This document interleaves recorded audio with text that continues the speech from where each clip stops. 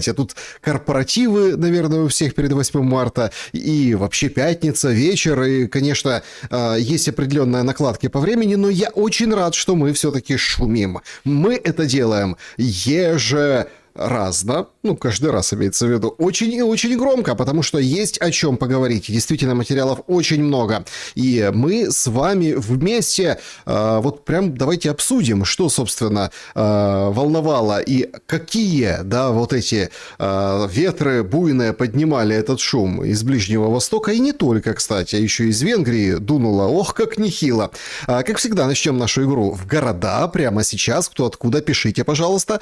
Значит, кто откуда? Да, шум, да, действительно, салют. Афины с вами всегда, прекрасно. О, пишет, у Саши был корпоратив. Нет, у Саши не было корпоратива, но, знаете, определенные накладки и праздники тоже вносят в социальные сети отдельных руководителей государств, но об этом позже, да, и про праздники тоже. Эмсгеттен, Севастополь, Орел, Макеевка шумит, Киев, Отрадный, Бровары, спасибо большое, Ялта, привет, Пинск, привет, Фортете, Дубайск, привет в Киев, мать городов, Отрадный тоже, да, Киев, Харьков, Оксфорд, Севастополь, привет, в Стамбул, Зарагоза, тоже Ялта с вами. Игра в города — это просто замечательный повод показать, кто мы и откуда, да, и что, где нас слышно. Если смотрите в записи вдруг, да, и там не сможете проголосовать в чате, не сможете написать чего-то в чате и пообщаться в чате, то, пожалуйста, напишите и поиграйте в города в комментариях.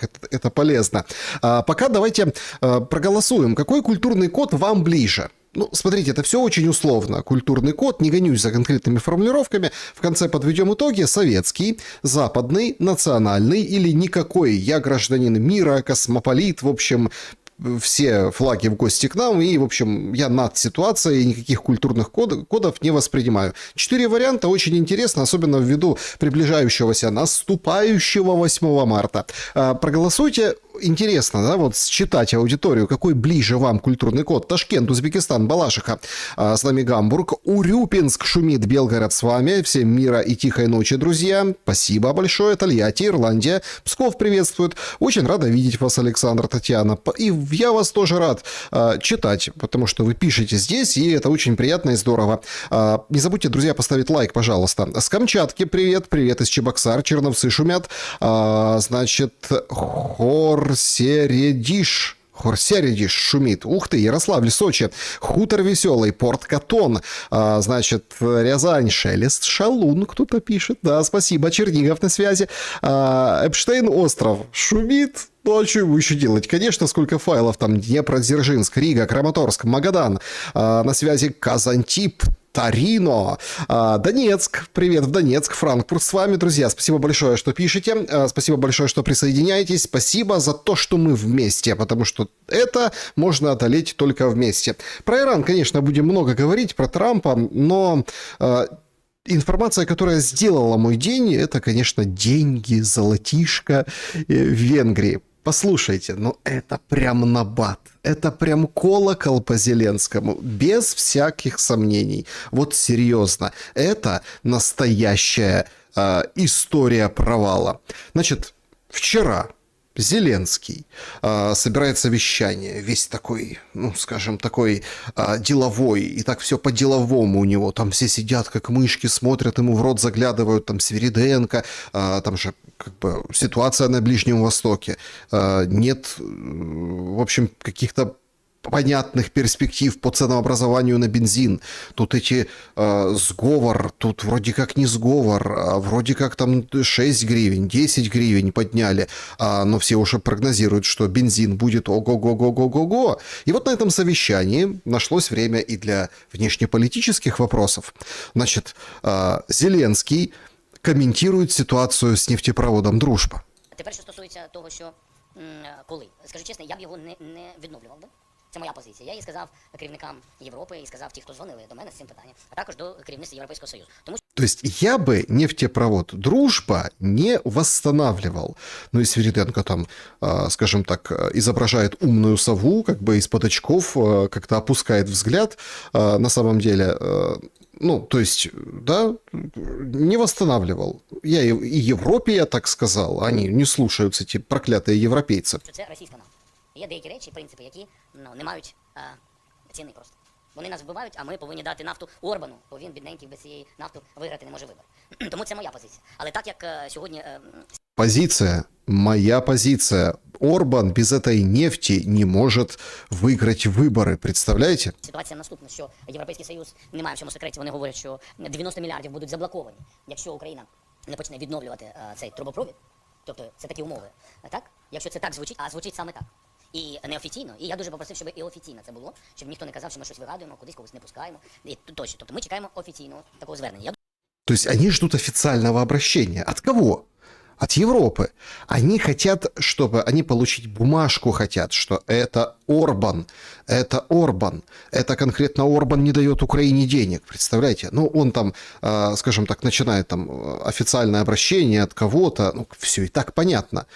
Все и так понятно. По состоянию на вчера Орбан говорит, ребята, мы будем отвечать силой отвечать. Ну, он договорился до того, что и Зеленский тоже будет отвечать силой. Знаєте, що у нас повинна бути передплата від уже української сторони щодо майбутньої авіації, щодо Гріпенів і Рафалів. Это я думал, на этом шутка закончится. Смотрите, как Стефанчук насупился, да, вот там Буданов там дальше. Я не понял сначала. Значит, 90 миллиардов. Уже разложили эти деньги. Этих денег не хватает. Там, это на 2 года. Да? Там на войну сколько на бюджет, на поддержание штанов.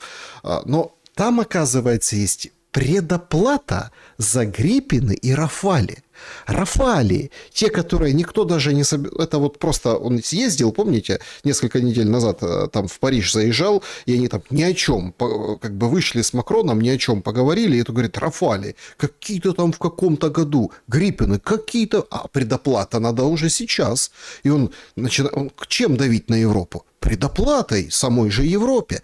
Это потрясающая схема. Все давно уже подозревают, а сегодня стало ясно, после событий с инкассаторской машиной, что они в теме и в доле. Европейские товарищи в теме и в доле. А тут, представьте, предоплата за Гриппины и Рафали горит. А мы не можем ее, так сказать, осуществить, говорит Зеленский. Ми ще вчора з Михайлом це проговорювали. Надіємося, що одна особа в Європі. Знаете, один человек, и вот так сделать это, один человек, понимаете, с Михаилом это с Федоровым они проговаривали. И вот надеемся, что один человек, ну, то есть Орбан, который все блокирует, ну, как бы возьмется за ум, иначе ему помогут. Євросоюзі не буде блокувати 90 мільярдів або перший транш 90 мільярдів і українських воїнів буде зброя. Інакше дамо адресу цієї особи нашим Збройним силам, хлопцям нашим, нехай вони йому дзвонять і з ним спілкуються своєю мовою. О как! То есть прямая, конкретная, непосредственная угроза. Они будут общаться на том языке, который понимают. Ну, по Стефанчуку ничего не понятно, что он как отреагировал. Но тут интересно другое. Интересно вот другое. Я прям очень хотел бы, чтобы матерый разведчик Буданов, да, тоже как бы предстал, да, перед вами в этот момент, когда он это говорит. Вот так интересно было посмотреть на реакцию Буданова в этот момент угрозы Орбану, конкретно Орбану. Знаєте, що у нас повинна бути передплата від уже української сторони щодо майбутньої авіації, щодо Гріпенів і Рафалів. Ми ще вчора з Михайлом це проговорювали. Надіємося, що... Смотрите, он не моргает даже. Он даже не моргает. Буданов как бы ушел в себя. Войдите, буду не скоро. Буданов, что с ним? Одна особа в Євросоюзі Так это на ускорке, это вот только сейчас заморгал. не буде блокувати 90 мільярдів або перший транш 90 мільярдів і українських воїнів Тошнит? буде зброя. Інакше дамо адресу цієї особи нашим Збройним силам, хлопцям нашим, нехай вони йому дзвонять і з ним спілкуються своєю мовою. Это какой-то позор. перевожу эмоции Буданова. Это какой-то позор. Вот это управленца выбрали. Вот это человечище. Вы представляете? Все в шоке сидят. Он Орбану прямо угрожает. Ну, как бы там предвыборка, и вообще они уже поднаторели венгры. Это раньше можно было бы пропустить. Там сразу зацепились и сказали: ага, вы нам угрожаете. Ну и поехали. Даже Мадьяр, это соперник Орбана по выборам, он там, говорят, побеждает, другие говорят, что Орбан побеждает. Короче, даже он говорит: ребята, ну так нельзя. Угрожать венгерскому руководителю? Нет, мы венгры, мы как бы, ну, мы имеем честь, какое-то достоинство, что он себе позволяет. Никто не понял. Он сбрендил конкретно вот это говорить. И ровно на следующий день почему нанесли удар венгры? По карману.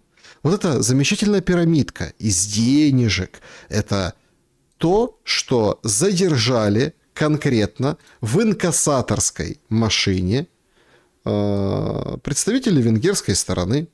Вот прям взяли и задержали. НБУ пишет заявление о том, ну как бы делает заявление о том, что вот, смотрите, взяли, подлые, мы требуем от властей Венгрии немедленного освобождения граждан Украины, официального объяснения, что произошло. Значит, автомобили Ощадбанка перевозили валюту и банковские металлы из Австрии в Украину. Груз был оформлен в соответствии с международными правилами перевозки. Украинских денег. Это захват украинских денег. Это рейдерство со стороны Орбана. Что это такое? Непосредственно, да, МИД украинский выходит и говорит: елки-палки, это заложники, это вот проклятый Орбан. У Путина научился. Негодяй какой. А Сиярто отвечает: подождите, а можно объяснить, как вот эти денежки, финансы, государство Украина перевозит, но они принадлежат мафии. Мафиозные деньги. В чем дело? Потрудитесь, пожалуйста, объяснить. И показывают видео задержания инкассаторских машин. То есть это конкретно, ну, мы видим большущую, скажем так, операцию. Силой отвечает Орбан на все эти угрозы.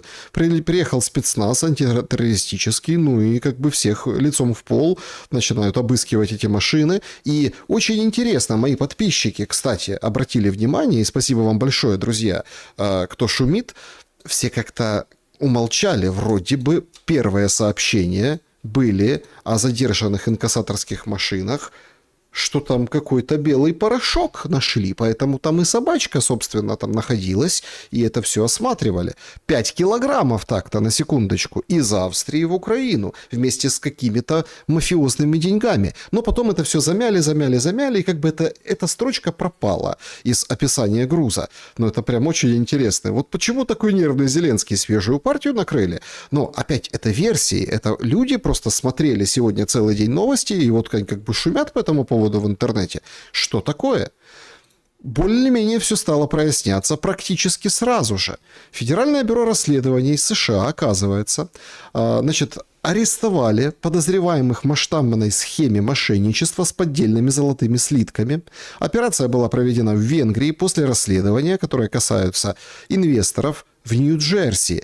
По данным ФБР, расследование проводилось совместно с ФБР и Управлением по борьбе наркотиками, так-то на секундочку, и Национальным бюро расследований в Венгрии. То есть никто не говорит о наркотиках. В рамках этого сотрудничества были выявлены, предупреждены жертвы мошеннической схемы, а также организовано задержание подозреваемых, отдельных граждан Венгрии. Следствие установило, что организованная преступная группировка с территории Венгрии и Дубая передавала инвесторам поддельные золотые слитки, выдавая их за настоящие инвестиционные активы. И совместная операция по борьбе с организованной преступностью выявила около 400 пострадавших, которые вместе потеряли там $1,5 миллиона. Все спрашивают: подождите, а при чем тут инкассаторские машины? А при чем? Да потому что это, собственно, ну, как бы пристегивают венгры к вот этой схеме. Там фигурируют украинцы, граждане Украины. То есть граждане Украины с подвязками той же как бы группы колл-центров, они вышли на новый уровень. Они теперь и на территории Венгрии, на территории Дубая, в общем, занимались продажей денег, и миллиард, даже больше, если учесть цену золота и золотых слитков, за последние 2 месяца вывозили. Это преступная группировка. Ну, как вывозили? Заработали, а заработанное, соответственно, везли кому? Ну, на Банковую, кураторам. Все прекрасно понимают, что это крыши, что это миллиард долларов за 2 месяца возить. Но как тут инкассаторские машины попали? Очень интересный вот этот персонаж. Среди задержанных инкассаторов бывший генерал СБУ Геннадий Кузнецов. Он был руководителем Центра спецопераций по борьбе с терроризмом. Значит, судя по всему, о нем шла речь в сообщениях властей. Они заявили о задержании инкассаторов, и там вот был он. Ну, инкассатор, бывший генерал СБУ. Ну, во-первых, бывают ли бывшие генералы СБУ? Вот тут возникает вопрос, что он там делал? Сегодня Сибига, который там уже и украинцам запретил ездить в Венгрию, ну как запретил, не рекомендовал, потому что видите, какой произвол там этой Венгрии с украинцами чинят. Наступили на такой мозоль, на такую отмывочную и прачечную, что все на ушах. Позже сообщили, что Венгрия выслала 7 инкассаторов, задержанных накануне во время перевозки миллионов долларов и золота. Значит, Будапешт заявляет, что контроль за транспортировкой денег и золота осуществлял этот как раз-таки бывший генерал СБУ. Значит, заместитель был бывший майор воздушных сил, и помогали лица с военным опытом. Глава Венгрии заявил, что МИД Венгрии Сиярто, что вполне обоснованно возникает вопрос, не идет ли речь о деньгах украинской военной мафии. Военной мафии. А кто у нас в военной мафии? Верховный главнокомандующий. И ФБР тут пристегнулось интересным образом, которое там, конечно, другое какое-то дело расследует, но как-то так вот интересно получается. То есть наступают Зеленскому на конкретные точки кормления. И венгры это делают в ответ на хамство, в ответ на прямые угрозы. Я сегодня делился уже этой мыслью. Мое мнение, что как бы это было не наоборот. Потому что Венгрия, это, ну, как бы приверженцы они Трампа, да, вот его планы выполняют. Все под как бы кураторством ФБР происходит. НАБУ работает под кураторством ФБР. Венгры действуют тоже под кураторством ФБР.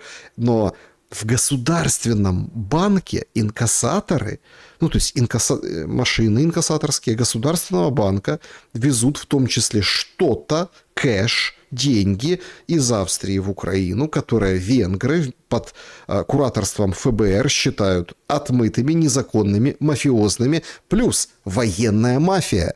Когда такое звучит определение, то тут начинаются очень серьезные вопросы. А кому же мы помогаем?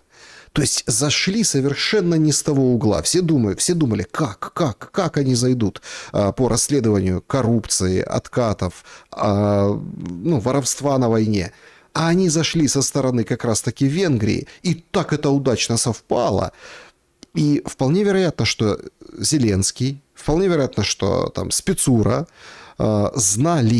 конкретно знали об этом. И вот эти ребята, которые, он там может сбросить адресок и телефон Орбана, которые там могут с ним поговорить, с этим Орбаном, а это военная мафия получается. Ну, подождите, военный человек, он служит государству, он выполняет приказ, у него есть приказ защищать родину, а тут ему приходит верховный главнокомандующий и говорит, вот тебе номерочек Орбана, позвони там, расскажи, а это приказ или нет? Нет. Все переплелось. Полукриминальная Украина, полукриминальная война, полукриминальное отношение между собой. Отмывка денег, на которую зашли очень с неожиданного места. Поэтому так нервничает Зеленский. Ну и, конечно, все понимают, что дружбу продавят. Есть еще дружба, имеется нефтепровод. Есть еще одна версия. Кость Бондаренко ей делился. И мне до этого тоже подписчики писали, что да, она прям циркулирует, что это деньги ехали как бы не совсем в Украину. Ну, то есть они как бы просто обеспечивали эти деньги украинцы, а на самом деле их мадяру готовили, оппозиционеру. За эти деньги должен был быть или, ну, скажем, разгром Орбана на выборах в апреле, или Майдан.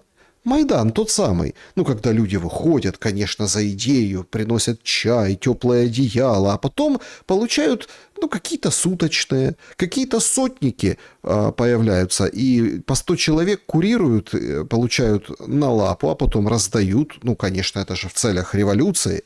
То есть, вполне себе вероятно, что эти деньги были просто как бы заинтересованной стороной, европейскими бюрократами, которые недовольны Орбаном, да, ну и, в общем-то, Украина говорит, о, есть опыт Майданов, мы все можем организовать, и вот, пожалуйста, и это просто была часть этой политической схемы.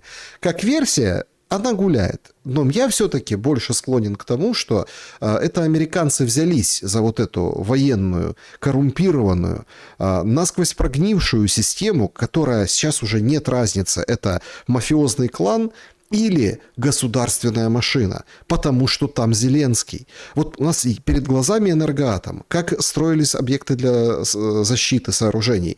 А вы думаете, воюются как-то иначе? Да точно так же, только масштабы x10, x100, x1000. То есть умножить на 1000 вот эту историю с Энергоатомом, вот, пожалуйста, вам война. Все просто. Ну и Дубай, конечно, с этим золотом, это, конечно, нечто.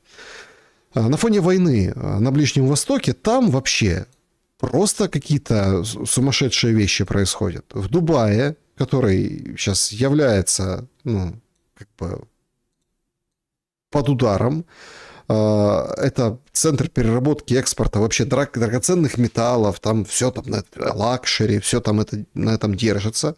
Сейчас выходят с такими колоссальными скидками, продают из-за закрытия неба, трудностей с вывозом, Bloomberg об этом пишет. Многие покупатели вообще отказались от новых заказов, не желая платить чрезвычайно высокие расходы на доставку, страхование.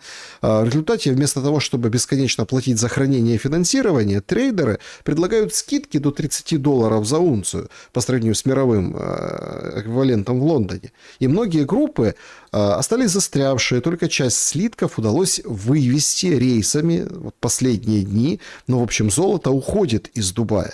И это понятно. И понятна заинтересованность последних месяцев в мошенничестве вокруг как раз-таки Дубая, где продавали фиктивное золото, все в него бежали, все в него уходили. Но сейчас происходит очень серьезный откат на фоне войны. Причем интересно, что Дубаю физически угрожает разрушение. Прям лупят по нему. Это вот работа ПВО. Вечернего ПВО над Дубаем. Все просто. Видите? Стреляют, небоскребы горят. Абсолютно новая реальность. Более того, сегодня публикуют данные, основанные на заявлении генерального директора одной из логистических компаний, что в Дубае вообще запас свежих продуктов ориентировочно на 10 дней из-за боевых действий.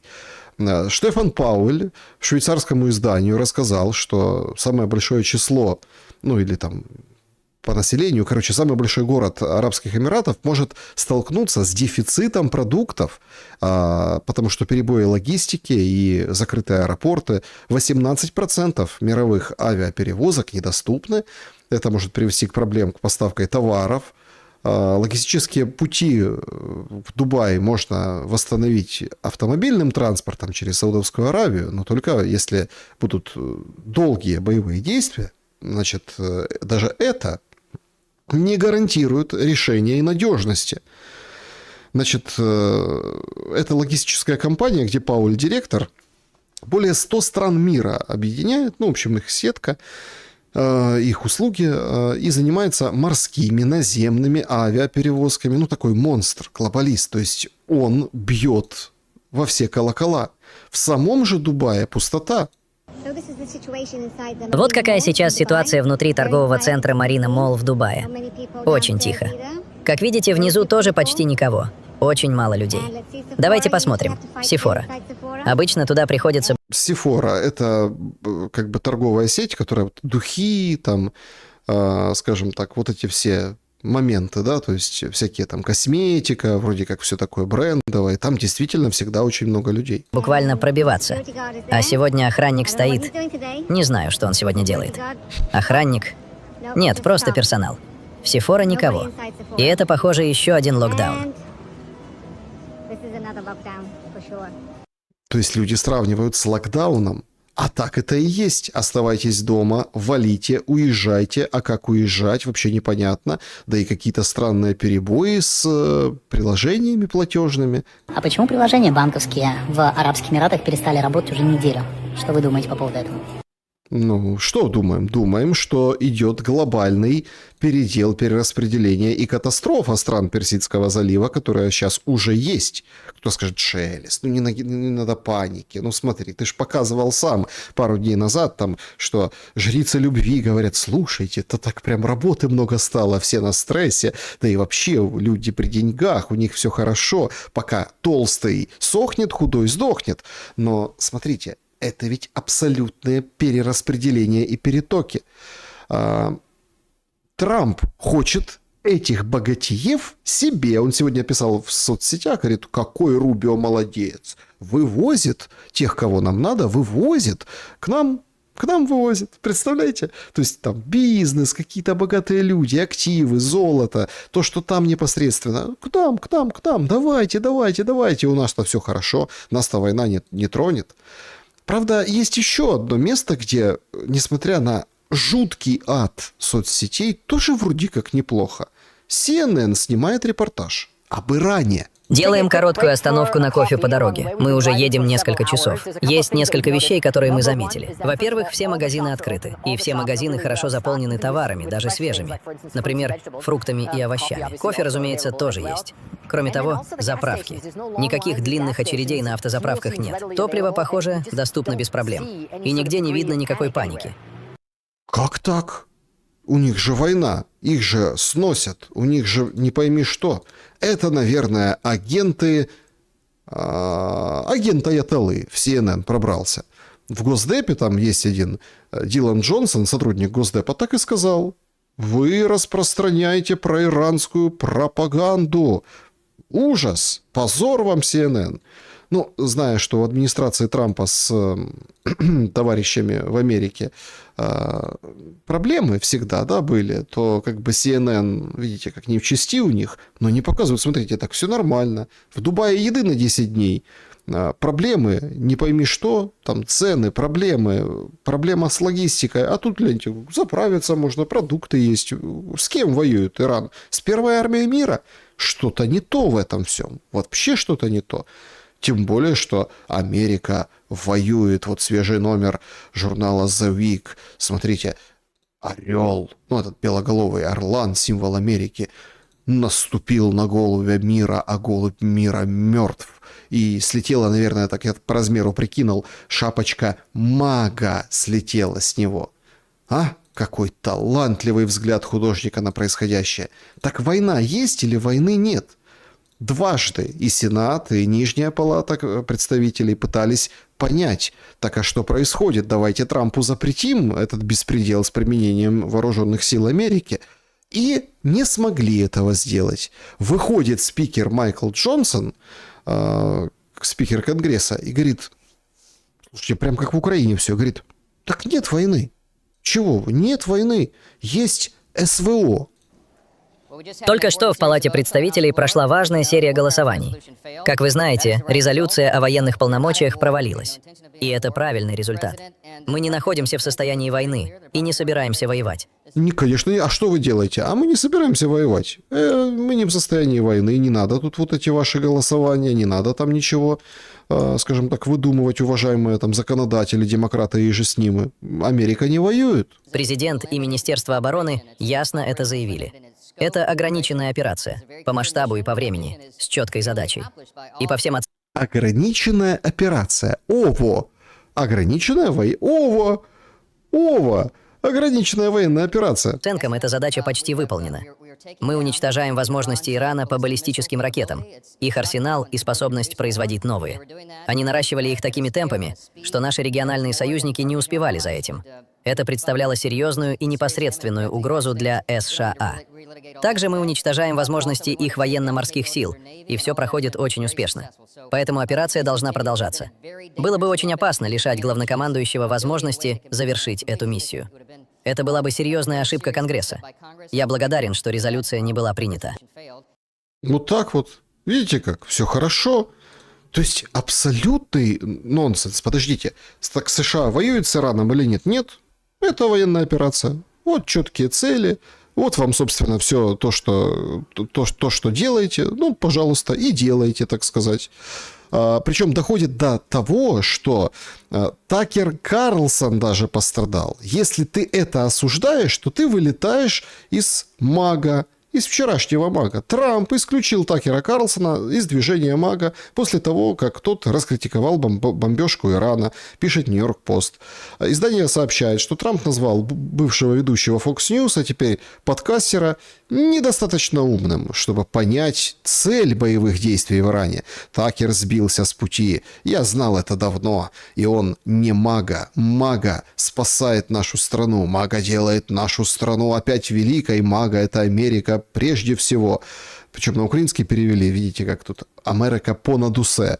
А Такер ничто из этого. Ну и Такер Карлсон, понятно, кто он, да, и тут дают бэкграунд. То есть вот такая цитата, товарища. Америка превыше всего. Америка понад усе, говорит Трамп, а Такеру тут не место.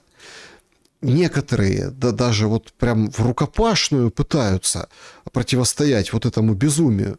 Вот морской пехотинец Брайан МакГиннес пришел на слушание в этот конгресс, который проголосовал, как не смог проголосовать, ограничить ничем Трампа, о чем сказал Джонсон. Пришел на эти слушания, а уходил как бы не по своей воле.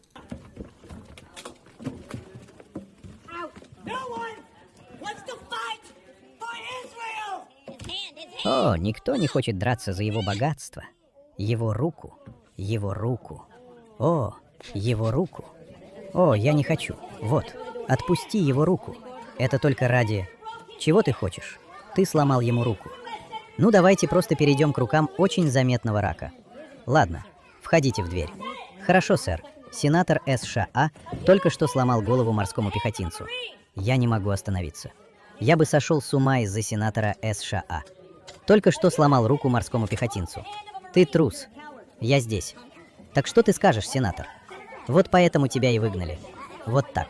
Вот так. Это так смешно, это, конечно, перевод. Но смешно именно, знаете, несоответствие ситуации. На самом деле смешного нет. Морской пехотинец вояка говорит, что вы творите, что вы делаете. Вы в интересах Израиля всего, а его вот вытаскивают, ломают руки, выпирают, выгоняют, потому что он имеет, право, смелость не согласиться. Такер имел смелость не согласиться. Морской пехотинец имеет право не согласиться. Не соглашайся. Там где-то за пределами МАГА, за пределами Конгресса. Пошли вон отсюда. Канцелинг включают. И делать... видимо, это настолько тяжело переносится, потому что это же... все-таки это же Трамп. Он же обещал совершенно другое. Мало того, что он обещал, тут сегодня выкатили очень интересные подробности. Свежие файлы, недостающие, которые сначала выкатили, потом удалили. Минюст США опубликовал ранее отсутствующие файлы Эпштейна и обвиняет женщина в одном из этих файлов Трампа в попытке насилия. Reuters и New York Times, другие СМИ сообщают. Это документы ФБР, в которых кратко изложено интервью с некой неназванной женщиной, которая обвиняет действующего президента США в 80-е годы. Якобы, когда она была подростком, он к ней приставал и склонял ее к ласкам ртом, так сказать. И агенты ФБР 4 раза опрашивали эту женщину в 19 году. Потом, в общем, ничего не открыли, никакое дело. И замяли, сказали, да какая-то, наверное, сумасшедшая, что-то там рассказывает, выдумывает, что было было в 80 каком-то году. Короче, спустили на тормозах. Это появляется непосредственно в файлах Эпштейна. И подвязки дело Эпштейна под израильскую позицию. И, ну, как там принято говорить, что Трампа вполне вероятно взял Моссад, Израиль, Нетаньяху, а Эпштейн сотрудничал с Моссадом за кокушки. Ну, как бы набирает все большую и большую популярность в последние дни. Даже шутят вот таким вот образом в соцсети, значит, берут, включают эту песенку, самую известную народа, и как бы показывают станок, как штампуют кипы с Трампом. То есть имя Трамп теперь на кипах, а не на кепках мага. Кепки уходят в прошлое, на них совершенно другое светится. Журнал Time опубликует вот такие, ну, вот такую обложку, и тут у них целый набор. На первом плане Make Iran Great Again, Нигерия, Венесуэла, сделаем Сирию снова великой, сделаем Эквадор скоро великим, и Гренландию, конечно, и Сомали сделаем, и Йемен. Всех будет делать Трамп великими. Ну а то, как вообще это все обставляет Трамп, выглядит чем дальше, тем комичнее. Я помню, когда в первый раз мы увидели, как Трамп молится за своим рабочим местом, у всех вызвало это какое-то уважение. Помните Рубио с крестом на голове? Ох, это пепельная среда, это означает, что они такие, у них ценности, это христиане, они вот по-христиански рассуждают, мораль, человеколюбие. Сейчас это смотрится совершенно иначе. Сегодня мы возносим молитву, поддерживая нашего президента. Мы молимся, чтобы Твое благословение и благоволение продолжали пребывать с ним. Молимся, чтобы небесная мудрость наполнила его сердце и разум. Господи, веди его в эти трудные времена, через которые мы сейчас проходим. Что-то плохо молитесь. Плохо как-то молитесь. Что-то как-то не наполняет разум. Я молюсь о Твоей благодати и защите для него. Молюсь о благодати и защите для наших войск, для всех наших мужчин и женщин, конечно, для наших вооруженных сил и для всех остальных. Мы молимся, чтобы Ты продолжал давать нашему президенту силу, которая ему нужна, чтобы вести нашу великую нацию. Чтобы мы оставались одной нацией под Богом, неделимой, со свободой и справедливостью для всех. Все прикоснулись. Мы молим о Твоем небесном благословении для него. Небесное благословение. В соцсетях уже шутят над этим. И вспоминают не что иное, как фрагмент из фильма по легендарному, сакраментальному в этих случаях Булгакову, там других фильмах.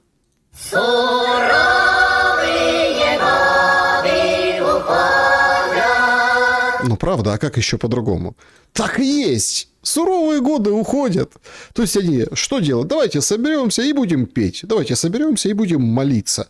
Нам песня «Строить и жить» помогает, нам молитва тоже «Строить и жить» помогает. А то, что война развязывается непосредственно Трампом, то, что Трамп всех кинул, то, какие ужасы происходят, давайте молиться. Бог нам поможет. Вот я помню, многие же тогда удивлялись, вот там, а вот священники там ополченцев на Донбассе благословляли. Или, например, там ПЦУшные священники сейчас как там, да, ТЦКшников благословляют. А тут все, вот видите, благословляют его. Благословляют за удары по Ирану. Они жуткой силы. Вот, пожалуйста, один из городов Ирана. Это непосредственно столица, которую утюжат который день подряд.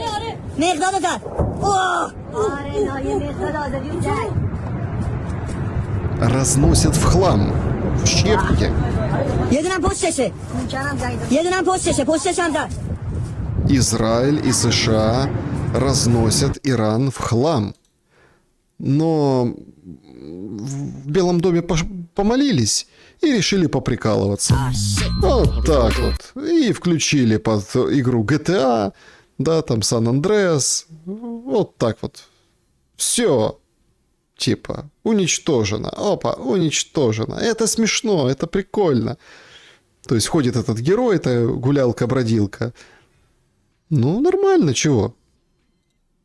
им смешно. Тут помолились, тут, скажем так, покуражились, поиздевались.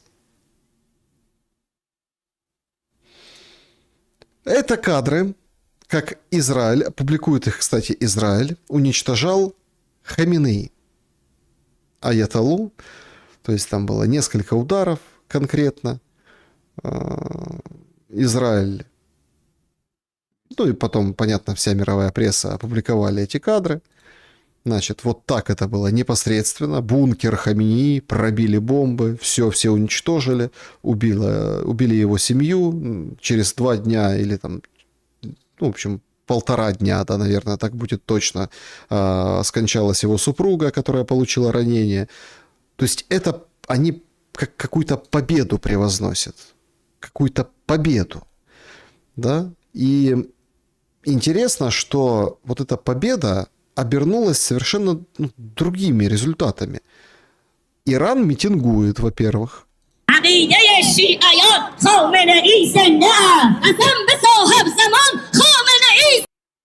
Хаминеи кричат, скандируют: мы стоим, мы до конца.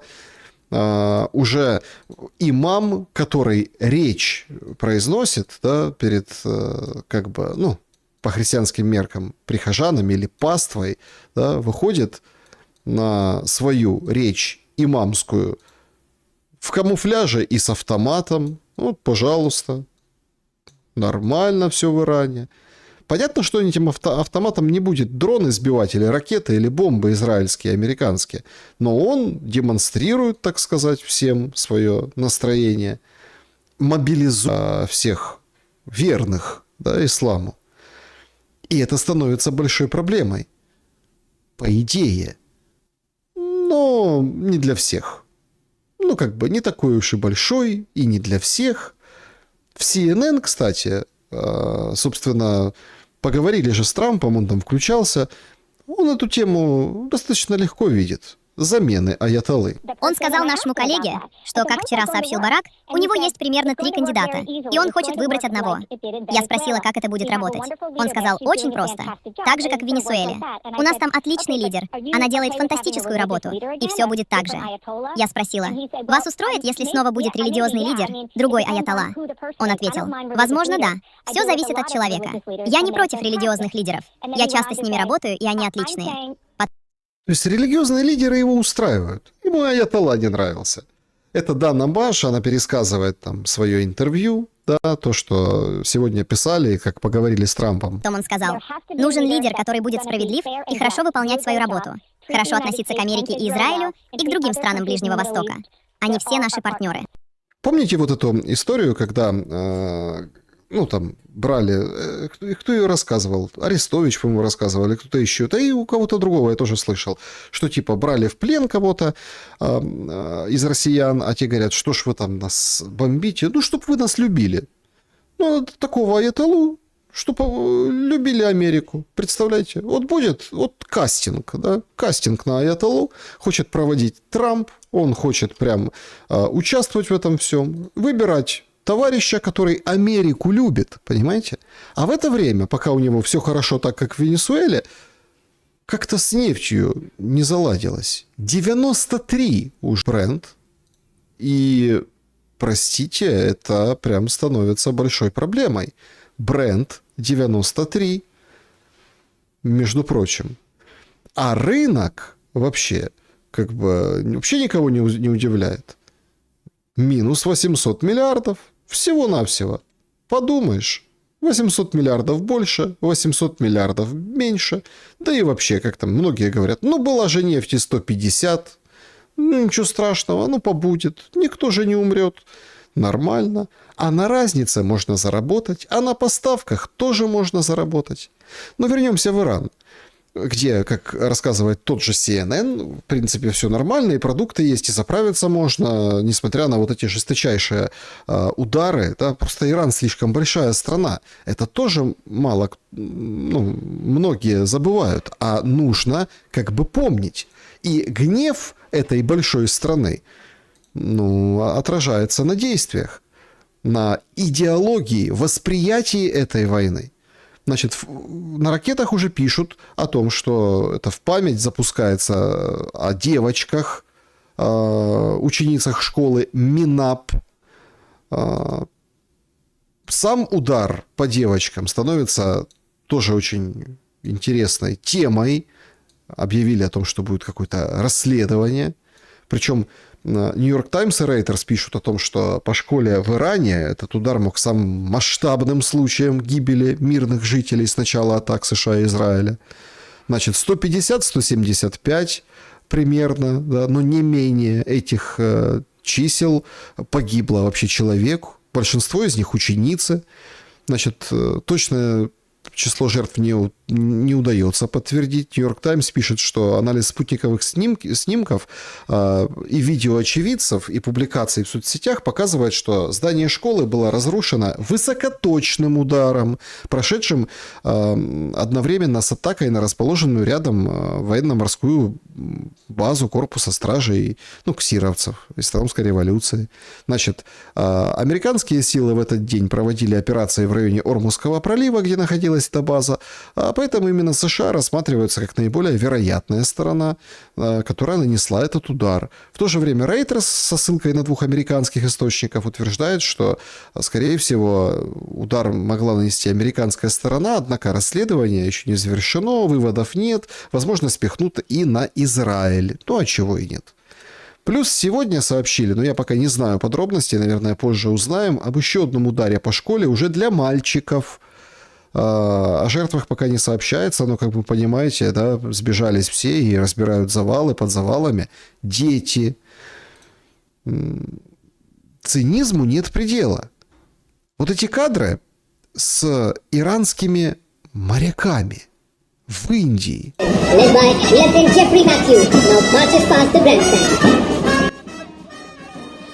Там был праздник, посвященный военно-морскому флоту. Эти моряки из Ирана соседнего по приглашению Индии прибыли. Туда, кстати, звали и британцев, и американцев. Они вроде как согласились, а потом отменили свое участие. И прошли они, так сказать, парадом под своим флагом. Вот такие все в белом. В празднике поучаствовали. И возвращались из Индии, так сказать, к себе. Но их подбили. Корабль потопили, а они как бы не военную, а типа дипломатическую миссию выполняли. Значит, потопили, моряки, в принципе, обезвредили, и можно захватывать было судно, но его потом добили, это судно, потому что там захватывать? Торпеды, все, он должен уйти на дно. А моряков не спасали. Спасали шри-ланкийцы этих моряков.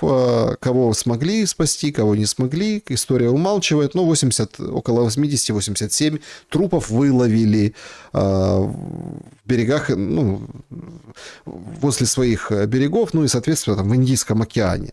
Вот Шри-Ланка, которая там нет бензина, там тоже как бы страдают люди, но тем не менее пришлось доставать. То есть они никого не атаковали. Это как бы тоже дипломатическая миссия была.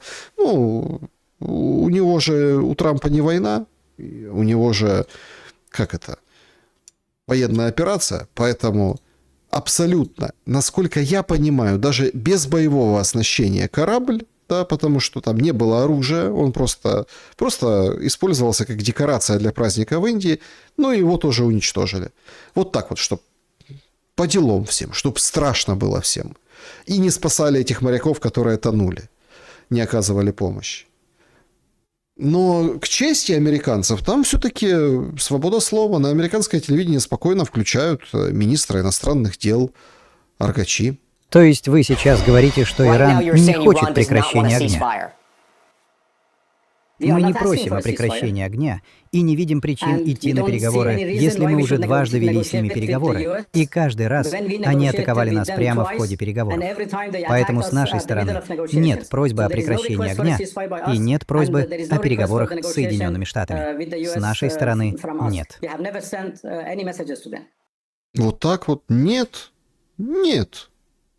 Никаких вещей. В этом интервью, кстати, оно достаточно интересное, кроме этого эпизода и главного заявления, прозвучало еще заявление, что Иран готовился 20 лет к этой войне, поэтому с удовольствием встретят войска то ли коалиции, то ли не коалиции, то ли курдов, то ли не курдов, то ли кого-то там они соберут, собственно, НАТО, может быть, подключат на сухопутные операции. И примерно понимают, как они будут действовать, поэтому к войне Иран готов. Курдам как бы вроде как кто-то заходил, на самом деле, ну не в тех числах, там не тысячи военных, а по ним нанесли удар, ну и сообщили, что, в общем, курды ну и курды как это особо не рыпаются, потому что от чего, какой им прок, да, когда там имамы уже с автоматами, да, то есть красный флаг вместе, они говорят, да нет, мы наверное, не будем. По Азербайджану ударили дронами, да, поразили тоже школу. Азербайджан сегодня продолжал стягивать тяжелую технику к границе. Вот они, так сказать, вот эти...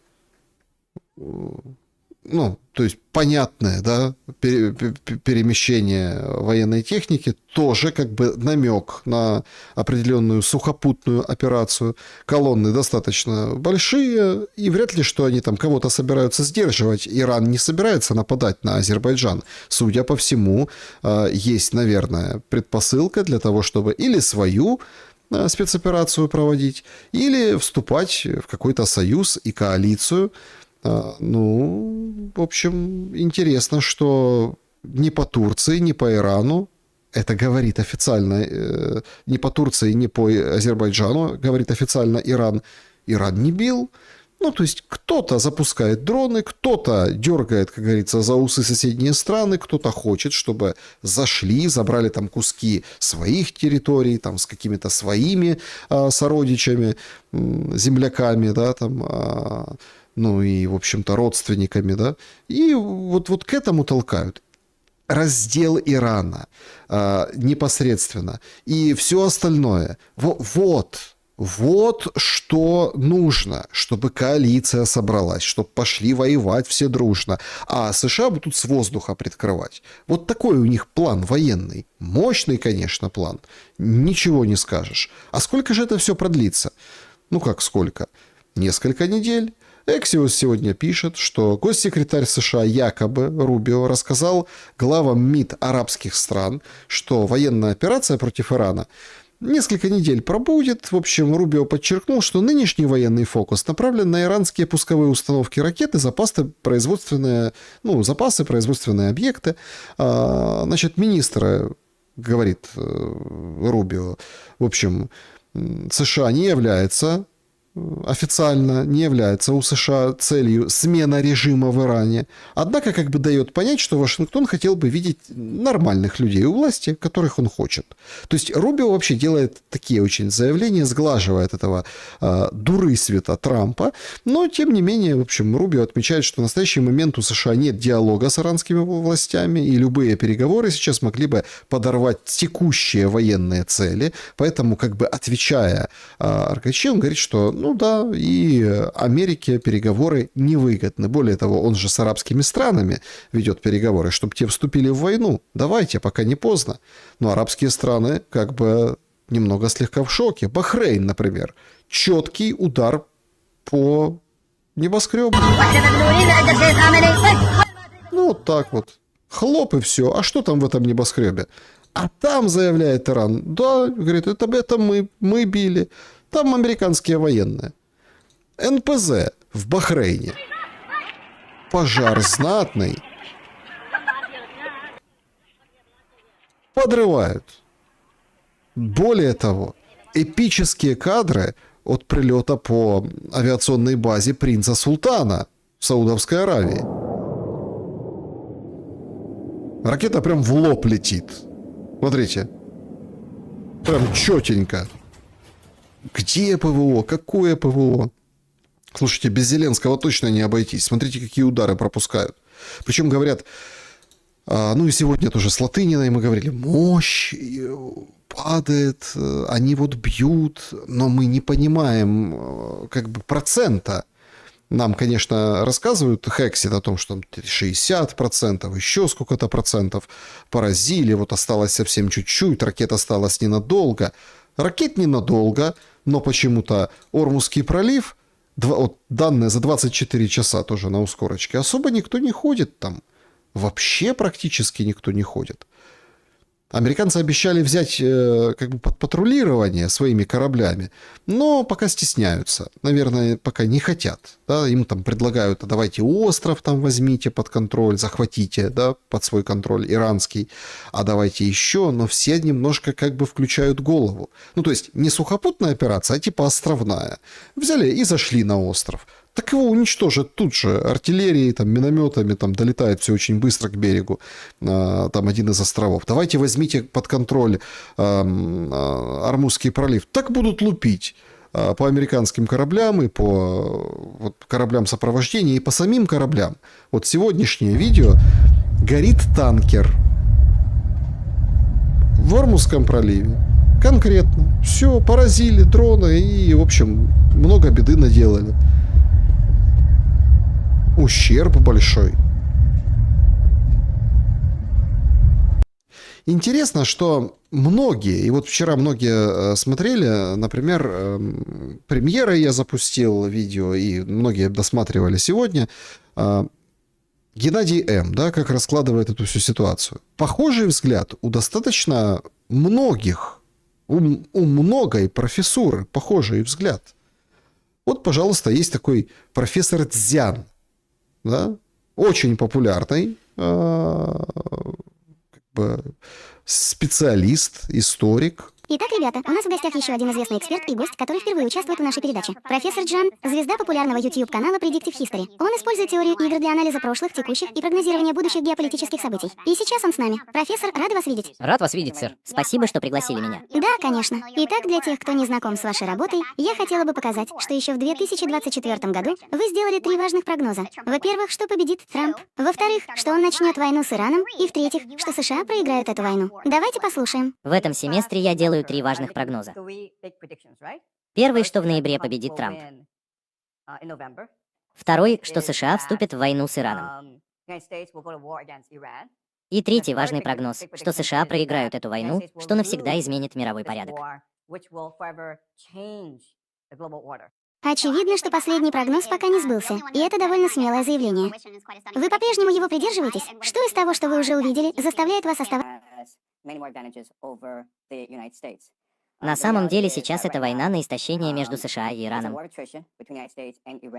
Иранцы готовились к этому конфликту 20 лет. В их эсхатологии, в их религии это война против великого сатаны. У них было много тренировочных боев. В июне прошлого года была 12-дневная война, в ходе которой иранцы смогли изучить и проанализировать ударные возможности как израильтян, так и американцев. И у них было много времени, 8 месяцев, чтобы полностью подготовиться к этому новому нападению. Они через своих доверенных лиц, хуситов, Хезболлу, Хамас и шиитские ополченцы, смогли по-настоящему понять американский менталитет. И теперь у них есть довольно хорошая стратегия, как ослабить и в конечном итоге уничтожить американскую империю. Итак, То есть никто не подбирает слов. Американскую империю будут уничтожать. Идет рассуждение о нефтедолларе, идут, собственно, многие вот эти, скажем так, посылы о том, что Иран-то готов, у Ирана идеология, и это не будет легкой прогулкой. Абсолютно не будет. Когда мы смотрим на геополитическую картину и на то, что Соединенные Штаты во многом жертвуют своими интересами ради Израиля, нам было бы интересно узнать ваше мнение о спорной статье в Washington Post. Мы можем вывести ее на экран F3. Намек со стороны Саудовской Аравии. Израиль помог Трампу склонить его к нападению на Иран. Однако Саудовская Аравия отрицает, что оказывала давление на администрацию Трампа с целью заставить ее напасть на Иран. Тем не менее, это явно санкционированная утечка информации из нашего правительства, призванная хотя бы частично переложить вину на страны Персидского залива. Что вы думаете об этом анализе о том, что Саудовская Аравия тоже могла стоять за подстрекательством в бомбардировке Ирана? Я всегда утверждал, что и Саудовская Аравия, и Израиль очень заинтересованы в смене режима в Иране. На самом деле Саудовская Аравия считает Иран гораздо более опасным противником, чем Израиль. Не стоит забывать, что у Израиля до сих пор есть ядерное оружие и что это очень разнообразная и высокотехнологичная экономика. В то время как Саудовская Аравия полностью зависит от нефти. У нее всегда были проблемы с Ираном, потому что Иран — это теократическое государство, противостоящее монархии Саудовской Аравии. Иран финансирует и вооружает хуситов, которые долгое время враждовали с Саудовской Аравией. Сейчас экономика Саудовской Аравии переживает не лучшие времена. Она пытается переориентироваться на развитие туристической отрасли. Вот почему они пригласили Рената. Вот почему они переходят на электронные игры. Вот почему они строят так называемую линию Нил. Но все это не работает. То есть, чтобы выжить и процветать как нация, им нужно контролировать нефтяные ресурсы всего Ближнего Востока. Поэтому я считаю, что эта информация заслуживает доверия, даже если она выставляет Саудовскую Аравию в неприглядном свете. Но не забывайте, что Саудовская Аравия заявляет о своем стремлении к миру, но при этом помогает израильтянам и американцам атаковать Иран, разрешая им использовать свое воздушное пространство. Помогите нам разобраться, потому что у меня все равно складывается впечатление, что некоторые детали не сходятся. Перед началом войны с Ираном высшее военное руководство, вплоть до председателя Объединенного комитета начальников штабов, говорило, что это очень плохая идея. Понимаете, мы к этому не готовы. Знаете, все эти разговоры о перехватчиках, которые ведутся уже несколько месяцев. И все же Трамп решил действовать. Чем он руководствовался, принимая решения о действиях, которые уже сейчас кажутся катастрофическими? Верно, хорошо. Итак, в чем же вопрос? Почему они это делают? Я думаю, есть три варианта, понимаете? И я считаю, что все три варианта имеют право на существование. Первый — это гордыня. Если посмотреть на историю, то именно так ведут себя империи. Так что операция Абу Муса прошла быстро и успешно, и Трамп испытал прилив адреналина.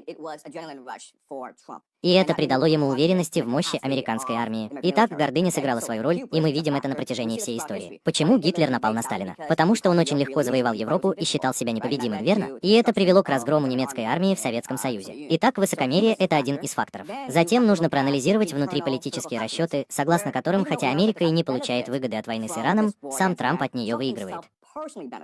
Почему? Потому что саудиты и израильтяне подкупают его, чтобы он напал на Иран. Помните, что саудиты вложили $2 миллиарда в фонд прямых инвестиций Джареда Кушнера, зятя Дональда Трампа.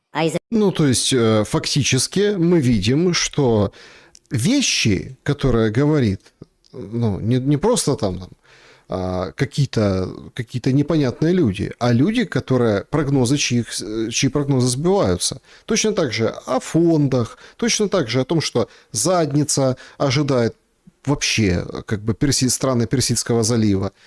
Но как бы и о мотивах Трампа, да, и о его тактике. Кстати, по поводу тактики, вот тут-то очень и очень интересный, скажем так, эпизод. Не только там Дзян, да, а еще и там российские товарищи говорят о подходах Трампа, ну и конкретно о переговорах. Конкретно о переговорах и обмане американского избирателя. Выборы. Им предложили, так же, как и на Украине это было. На Украине людям тогда предложили, сказали, вот, буду стоять на коленях перед матерями Донбасса, лишь бы это все остановилось, буду пытаться договориться, буду пытаться это. Люди пошли, отдали ему голоса. То, что он после этого сделал ровным счетом все наоборот, людей в этом винить очень сложно. То же самое с американцами. Они не голосовали за вторжение в Венесуэлу, в Иран, я не знаю, куда он там дальше собирается, Кубу, Северную Корею. Они голосовали за кандидата, который говорил, я ничего подобного делать не буду. Люди отдали ему голоса. Скорее всего, он то ли под шантажом, то ли на него очень серьезные рычаги давления есть, еще что-то. Но он полностью откололся от своей команды и перешел на сторону самой непопулярной, но, видимо, очень ресурсной и властной группы внутри собственной партии. Вот, то есть он говорил же совсем по-другому. И Зеленский нам говорил совсем по-другому. Так а что по переговорам? А по переговорам все понятно, это ложь и обман. Я называю вещи своими именами. Никакой большой разницы между тем, как американцы ведут переговоры с нами и как они ведут переговоры с Ираном, нет. И перед Ираном был поставлен вопрос, на который Иран, очевидно, не мог ответить положительно, потому что, ну, в принципе... Но это противоречило там национальному интересу. Всему, да. И как бы, тем не менее, американцы все это время говорили, что... Они говорили, ну, есть какие-то еще не согласованные вопросы. Но в целом мы движемся вперед, все очень положительно. Те же лица, тот же Уиткоф, тот же Кушнер, прилетали туда, заходили, выходили, говорили о позитивных сдвигах, о том, что сделка возможна. Трамп ровно так же изображал шизофрению. Утром говорил, я все даю неделю и все. Потом вечером выходил ходил, говорил, мы очень близки. Потом говорил, я вообще могу выйти из этого процесса. Я вообще... Все время были сливы, что на самом деле Нетаньяху раздражает Трампа, что Нетаньяху создает проблем. Все калька с того, как проводятся переговоры с нами. И в тот момент, когда им поступили сведения, что верховный лидер Ирана дома встречается с ключевым военно-политическим руководством, они нанесли удар. Все очень-очень просто. Тут можно сказать, что это была там не дымовая завеса, они пытались договориться. Но вот для меня здесь что является непонятным? Летом уже был переговорный процесс. Во время переговорного процесса ровно так же Галя Сдвигов, еще что-то, нанесли удар по Ирану, Иран огрызнулся, они откатили обратно, сказали, давайте разговаривать. И здесь опять то же самое. То есть то же самое. Как бы очень похожая модель переговоров, очень похожее заявление. Опять Зеленскому говорят, у тебя нет карт, давай подписывай, сколько можно. Правда, сегодня Уитков вышел и сказал, что есть в ближайшее время прям какой-то прям прогресс ожидается новый между Россией и Украиной. И на этой неделе, значит, очередной обмен пленными. 1000 человек возвращены после договоренностей, достигнутых в ходе недавних трехсторонних переговоров в Женеве с участием США. Обмен стал возможен благодаря продолжительным детальным мирным переговорам, которые велись по поручению президента Трампа под руководством непосредственно президента. Мы продолжаем добиваться ощутимых результатов. Скоро будет еще. Ну, обмен действительно провели. 1000 человек, это 500 на 500 имеет в виду Трамп. И, ну, люди, конечно, которые возвращаются из плена, они там, картинки душераздирающие, их много, фотографий, они там действительно подолгу в плену. Там, кстати, интересная статистика, что 18 человек из тех, кого вернули, да, у них 200 вчерашних, да, у них в марте день рождения, то есть они к дню рождения еще вернулись. Но больше всего, конечно, жены, да, жены, ну вот, трогают их реакция, что все-таки оказался жив их муж. Як його звати? Вітик Денис Іванович. А як вас звати? Онищенко Тетяна Іванівна. Розкажіть, наскільки довго не бачилися? Чи отримали якісь звісточки від нього? 2 роки. Він в полоні 2 роки.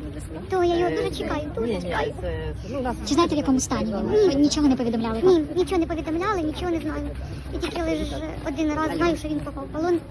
Чули, татові він зазвонив і все. На якому напрямку потрапив в полон? На Донецькому напрямку. А як довго ось у війську знаходився загалом? З якого року воював? Рік. Год воевал, да. Ну, то есть, понятно. Людей хватают, людей ведут на войну, а вот этот элемент... Ну, вот эта женщина, которая там счастлива, что возвращается ее муж, она просто частичка, да, чтобы там даже не буковка, даже вот завиточек в том, что пишет у себя на странице тот же Витков. А это целые судьбы, целые миры. Вот так к этому относятся, и к переговорам так относятся, и ко всему этому вот таким образом, собственно, и относятся. Дух Анкориджа, говорит, исчерпался Лавров. Но с переговоров никто не уходит. Умеют создавать дух, но дух, еще раз скажу, испаряется. А главное в Анкоридже было конкретное понимание, достигнутое на основе предложений, внесенных президентом Трампом и его командой переговорщиков. Президент Путин не раз комментировал, что эти предложения мы приняли, в том числе те аспекты этих предложений, которые для нас являются уже серьезным компромиссом. И мы исходим из того, что нам было предложено, и мы это приняли. Вот, нам предложено, и мы это приняли, и мы из этого исходим. А что там вот это вот все происходит, дополнительный успех, это уже дело такое. Интересно, что вбросили вчера интересную такую как бы дезу, что Дмитриева уволили. Ну, мол, со своими триллионами, 12, 14, вот это все, не нужен, короче, Дмитриев. Он сам в соцсети X ответил на вопрос, как бы в комментариях, говорит, нет, никто не увольнял. Значит, господин Дмитриев, правда, что вас сняли с должности? Он говорит, нет, много фейковых новостей от людей, которые не ценят правду. Ну и вокруг, собственно, этих людей, которые не ценят правду, затаилась другая же история. А почему? Почему? Россия, исходя из новых реалий, возьмет, не украдет Зеленского, как Мадуро, или не там ликвидируют, многие об этом рассуждают, понимаете? Вот как отвечает, ну, сейчас профессор МГИМО, ну, разведчик, да, Безруков есть такой в России. что страна может себе позволить с моральной точки зрения, и что она не может себе позволить. И как на нас посмотрят разные другие, которые нам верят. Глобальный юг, например, где мы выступаем контрастом, хорошим контрастом договороспособных, честных, выполняющих свои обещания людей по сравнению с теми, кто вероломен, недоговороспособен, готов на убийство, в том числе деятелей, даже руководителей страны. Этот контраст играет, конечно, в нашу пользу. Но вопрос в том, что и войну-то тоже надо вести по военным технологиям. А в любой войне руководитель противника – это главная цель. Потому что за ликвидацией вертикали власти, командной власти, следует развал всего управления. А на Украине тоже точно. Мы своих целей добиваемся. Ну, понятно, да, то есть из этого вывода можно и так понять, и эдак понять. Проблема только в том, что ничего не изменит. Вот с точки зрения системы управления, вот эта вот ликвидация Зеленского. Я вспоминаю материал Политико. Помните, в самый там чуть ли не первый или второй год войны выходит непосредственно, по-моему, Ермак это комментировал. Говорит, так у нас будет военный кабинет. Ну, вот не станет Зеленского, мы там соберемся, и будет кабинет военный, что, пожалуйста, там Стефанчук, там вот будет всякие... правда, конечно, и Ермак будет в этом кабинете. Но Ермака нет, есть Буданов на данный момент. В общем, ничего это не даст. Управление происходит не столько из Киева, сколько из других стран, в которых из-за проблем, конкретных проблем с энергетикой смута. Вот есть такой, скажем, бизнесмен, да, его называют, он в Палантире работал, немецкий, Ким Даткам. Он призывает Европу вообще заканчивать и начинать покупать российское сырье, восстанавливать работу Северного потока. И говорит, даю совет. Вместо того, чтобы платить Украине еще 90 миллиардов, купите российской нефти и газа, восстановите работу Северного потока. Мир с Россией заключить проще, чем вы думаете. А Зеленский, он не популярен. Его любят только боты. Путина любят, Зеленского нет, пишет Даткам. И вот такой вот единственный путь. Понимаете? Все просто. Ну, если так, просто. Но противостояние же не только с Европой или там с Британией, а и с американцами ведь тоже противостояние. Просто оно сейчас немножко на другом уровне находится. Вот прям сегодня Левит вышли и спросили. Ну, там же вот это министр иностранных дел, он же как бы сказал очень важные вещи о том, что ждут вторжения, никаких переговоров. А еще его же пытались выкрутить на то, что, ну скажи, кто ж вам помогает, что ж вы такие дерзкие? Китай, Россия. Россия помогает? А он говорит, ну как бы и всегда помогала Россия. Не сказать, что ушел от ответа. Песков сегодня тоже его спрашивают, он тоже ушел от ответа. Ну типа помогают? Ну как помогают? Помогают, конечно, помогают. Всегда помогают. Ну, союзнические договоренности выполняем. Ну, так вот, как все обтекаемо. Ну, и пресса на этом фоне выкатила материал о том, что разведданные дают. Якобы сейчас нет вот этих массированных ударов по Украине, потому что там спутниковая группировка или там все другие, скажем, усилия переброшены туда, на Ближний Восток, и там вот они цели разведают и передают Ирану. Поэтому по Украине пока пауза, и занимаются все там. Ну, вот и Левит спросили, а что об этом вообще думает Трамп? Ну, как это? Получается, что Россия помогает таки Ирану? Я хотел начать с этого вопроса сегодня днем, потому что у нас есть подтвержденные сообщения от американских чиновников, что Россия передает Ирану разведданные, чтобы помочь ему нацеливаться на американские объекты в регионе. Говорил ли он об этом с Путиным? Послушайте, я оставлю это самому президенту. Но что я скажу, Джон? Мы не комментируем разведывательные сообщения, которые сливаются в прессу. Произошло это или нет, честно говоря, это не имеет большого значения, потому что президент Трамп и вооруженные силы Америки буквально уничтожают террористический режим Ирана-изгоя. Ну, вот так вот. Ну, так вот. Ну, как бы ему все равно. Помогает, не помогает. Им все равно. У них вообще свои отношения. Так и Зеленский что? На фоне этих переговоров, духа Анкориджа, а он не отдает Донбасс. На Донбасс сегодня приехал Зеленский. Бажаю здоров'я, шановні українці. Сьогодні Донеччина, наша земля, наші воїни. 28-ма бригада, 100-та, 24-та окремі механізовані, 36-та бригада морської піхоти. Где? Вот я вот смотрел это обращение, оно, кстати, короткое. Оно такое, оно, по-моему, чуть-чуть длиннее, чем с Купянска. Ну, Купянск, это типа было опасное же место, опасное там это же. А тут он стоит посреди города, ну, не называет какого города, как бы сообщение короткое, вообще что не пойми что. Ну, вот правда, там вот так вглядываешься. Ну, Дружковка, это понятно, центр города. Он стоит и говорит, да, там вот мы здесь, и говорит, и начинает перечислять бригады. А что он их перечисляет? Что ты хочешь сказать? Хочу подякувати всім вам, А. всім, хто захищає нашу державу. Дружківка, Краматорськ, Слов'янськ, інші наші міста. Росіяни не відмовляються від війни, і тут на Донеччині на весну готують наступ. Важливо, щоб наші позиції були сильними. Важливо, щоб забезпечення бригад було достатнім. Хлопці тримаються достойно. І саме так буде триматися і надалі наша країна, наша дипломатія, наш народ. Усім нашим партнерам в Америці, в Європі, де завгодно варто чітко розуміти, що Путін, іранський режим, Північна Корея, Лукашенко і інші подібні дружать тільки заради того, щоб таке, як з нашим Донбасом. То есть, смотрите, да, вот это очень интересный, да, интересный кадр. Вот этот.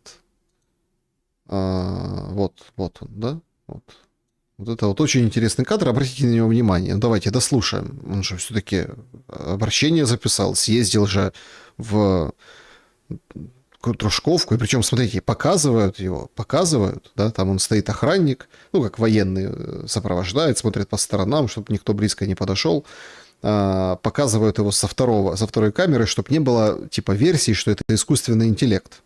І заради того, щоб таке, як з нашим Донбасом, робити там, де вони хочуть. Зло треба зупиняти, українці тут, на Донбасі, саме це і роблять. Дякую всім, хто з Україною. Дякую всім, хто б'ється проти Росії, хто захищає життя. Слава нашим воїнам, слава Україні! То есть, смотрите, вообще кадры кто в лес, кто по дрова. На это все обратили внимание. Достаточно короткое обращение.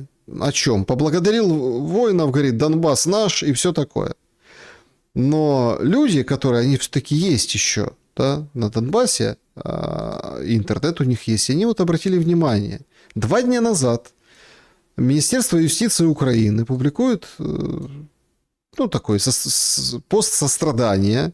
Почему? Потому что, значит, сотрудница Дружковского отдела ЗАГСа погибла при ударе, одни говорят кабом, ну, вообще это, наверное, дрон прилетел какой-то тяжелый, может, каб. В общем, значит, обстреляли Краматорск и Дружковку, и вот эти удары были по объектам гражданской инфраструктуры, попали по адресу, конкретно адрес называют, улица Соборная, 13, там Дружковский ЗАГС находится, значит, место, где люди регистрируют рождение детей, создание семей, важное событие своей жизни, момент взрыва в помещении была начальник отдела Наталья Николаевна Павличенко, ее тело было найдено под завалами дома, ну, этого здания.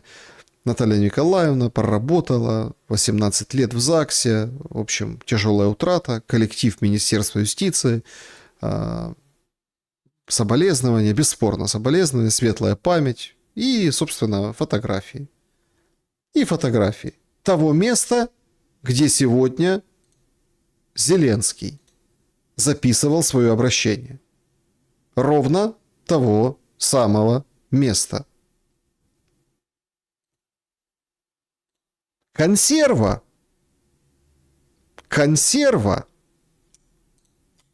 Но тут же возникает другой вопрос. Я просто, смотрите, все говорят, да понятно, и в Купянске так было, и где-то еще так было, и его там снимают, всякие там блэки мэйджики, все это понятно. Вопрос в другом. А если Зеленский всем сказал, что он поехал на Донбасс, а на Донбассе не был, или был там раньше, или когда-то, а где он был сегодня? Где Зеленский? Что с ним происходит? Тут Безруков тут рассуждает. Может, случилось чего?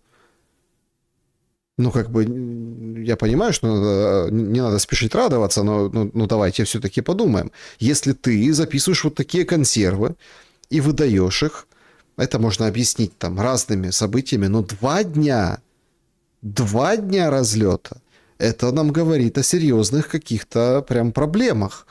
Причем не только у этих в головах вот этих профессионалов, которые с ним работают, у них там, мне кажется, все нормально, они понимают, что да как, и следят за новостями тоже, они как бы немножко, они вот пытались этими перебивками, крупными планами как-то это все скрыть, но один из кадров с этим ЗАГСом проскочил.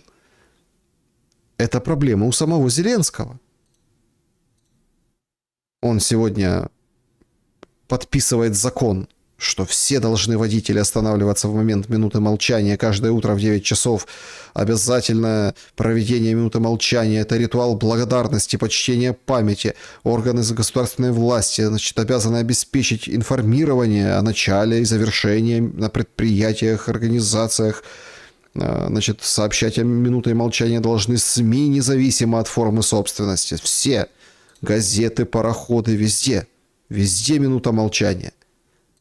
То есть надо быстро поблагодарить каких-то военных, поперечислять бригады в консерве записанной. Всем стоять. Минута молчания. То есть минута молчания тоже бутафорская. Законы бутафорские. Законы консервы. Сам, получается, Зеленский записывает заблаговременно. Это толкает людей, которые за этим наблюдают, к очень нехорошим умозаключениям. А ты вообще в Киеве? Или ты вообще на работе? Ну, там, заболел, может. А может, уехал куда, никто не знает. А может, еще что-то. А всем сказал, что ты на Донбассе. Зеленская, где муж? Говорит, на Донбасс поехал. Но мы видим, что его там нет. Что происходит, Зеленский, во время войны? Такие консервы. А война идет, не шуточная. Вот похожий прилет, но только дроном «Молния» сегодня получили Сумы, прилетела в город.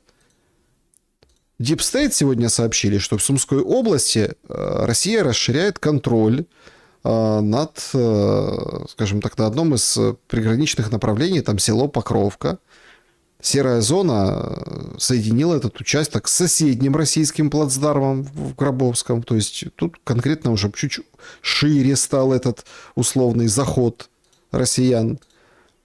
Обстрелы сыпятся по всей стране. Это Николаев. После удара дрона 3 раненых, а погибших, по-моему, не заявляли. Ну, то есть заявили сразу о 3 раненых. То есть люди под обстрелами. Какой-то дрон шальной залетел. А у тебя 2-дневной давности видео. В чем дело? Надо разобраться. Подождите. Ну, не хватит зраду разгонять. Они все быстро отремонтировали. То есть 2 дня назад был удар, и было вот так. Там даже сам памятник этот пострадал. Осколок прилетел. А они быстренько все убрали к приезду Зеленского. Раз, и все.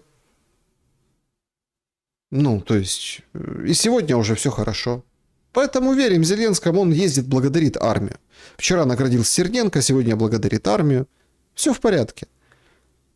А в это время людей ловят и отправляют туда. Только не задним числом, а как бы передним, если так можно выразиться. Запорожье. Ужас. В общественном транспорте. Зашли в автобус и, в общем, вытаскивают. Женщины кричат еще: ты что снимаешь? И выбивают камеру. А чего? Ему все можно. Темпы же сумасшедшие. Мобилизации. Представили нам эти темпы портал «Слово и дело». Значит, смотрите, все хорошо с мобилизацией. Все отлично. Вот там 4500, да? Ну вот в 26-м году подписано контрактов, да? Соотношение было 1 к 3, там 1 к 9, факт, план. То есть контрактники, количество контрактников растет. А что там по мобилизации? А по мобилизации вообще все замечательно. 30-34 тысячи в месяц было там в том году. 30 примерно тысяч. Миллион человек, да. 950 тысяч. Официально заявляют там 808. Короче, где-то они потеряли миллион в этой математике. Значит, за период с февраля 22 года по настоящее время пополнение 1 600 000. И это было еще на тот момент 400 тысяч армии. Где миллион украинцев, вообще непонятно, потому что заявляют официальную цифру, там 800 человек. Где? Где эти люди? В СЗЧ все? Погибшие? Так погибших 55 тысяч. А люди не хотят, собственно, идти воевать. А их вон сколько много. Еще и не досчитаются никак. Это Хмельницкий. Женщина бросив... Фото дня называется. Женщина бросилась на капот патрульных полицейских. Ну и показывает, как это... Знаете, в йоге есть такая поза льва. Как Кристалина Георгиева говорила. Рычите, рычите. И вот она, льва. Рычит, короче, на них. Замес там был нешуточный в Хмельницком.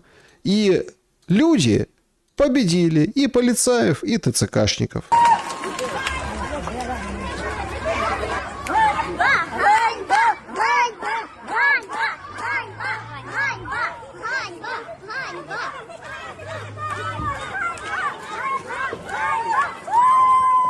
И радуются, поддерживают себя, потому что вот эти все лбы, когда всех много, они ничего не смогли сделать и просто ретировались в момент своего какого-то плана. Сегодня перекрыта трасса Киев-Чоп. В обоих направлениях сумасшедшие пробки. Ну, как раз туда, на Европу. Трасса. Перекрывали, ловили уклонистов. Ну, и люди как бы не смогли разогнать этот блокпост, потому что они все, собственно, полиция, все трасса. А вот когда они массово во двор заходят, и люди там есть, они могут их победить.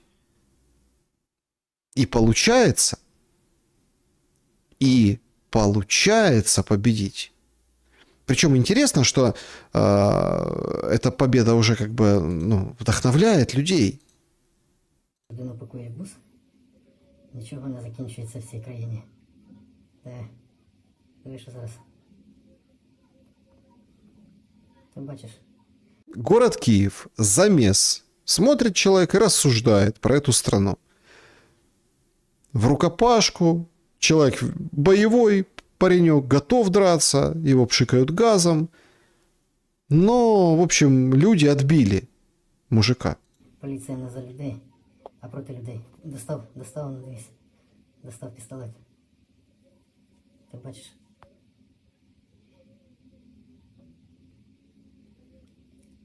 Готов стрілять. Український народ. Поліція. Готова стрелять украинский народ. Готова стрелять полиция, украинский народ. Он схватил пистолет. Ну и, собственно, в этом случае просто повезло. Отбили, победили. Вместе з ТЦКшниками.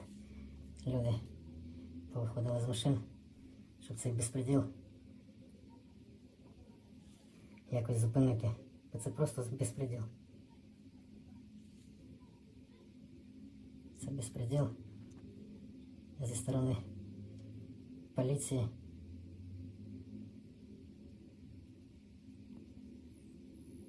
Відбили людину. Молодці.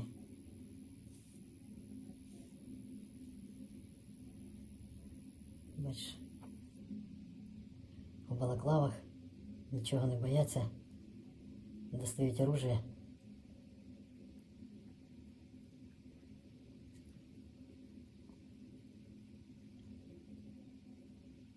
Ну, понятно, что это объясняет. Человек в возрасте, там, вот видите, на ускорке, снимает это со своего окна в городе Киеве. В городе Киеве. А это вот женщины в Черкасах, в магазине. Ёб твою мать. Ёб твою мать. Значит, это же тоже цирк какой-то. Там, значит, супермаркет, и они идут, знаете, куда? В качалку, в тренажерный зал. Ага. На гору йдіть, там качки, оно, пішов. І що ти тут шукаєш, скотину? Диви. І скільки вони будуть ходити по магазину? Ті там стоять, да, Муш? 12 їх було.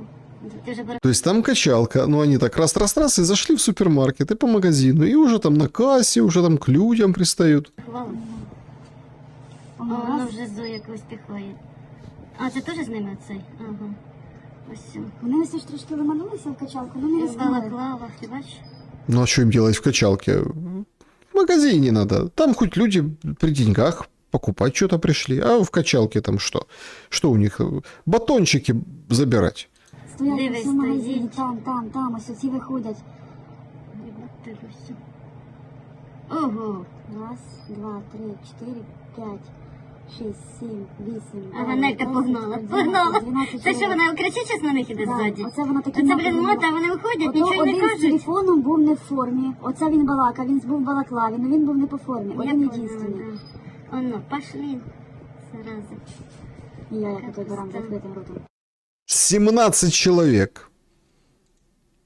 Они еще в таком количестве, они стали бояться еще, понимаете? Они вот бояться стали. Причем, поэтому вот так вот и ходят. Причем вот эти люди, они испугались, да, и они с одной стороны, да, а с другой стороны, как бы, да, женщины не испугались, погнали их. Там женщина бежит, там сотрудница там супермаркета кричит им, выгоняет их, а они заперлись вот это ловить мужиков, отлавливать. Вот такие массовые облавы. Это прям облавы. Но когда людей много, они иритируются, они боятся. Они не вступают в контакт, они там как бы понимают, что силы не равны. Но когда как бы толпой одного хватать, это они легко. Это они прям очень легко. А что с ними случается там? Ну вот там. СЗЧ, говорите? Нет, тут вот признался недавно один из Кракена. Мосс у него фамилия.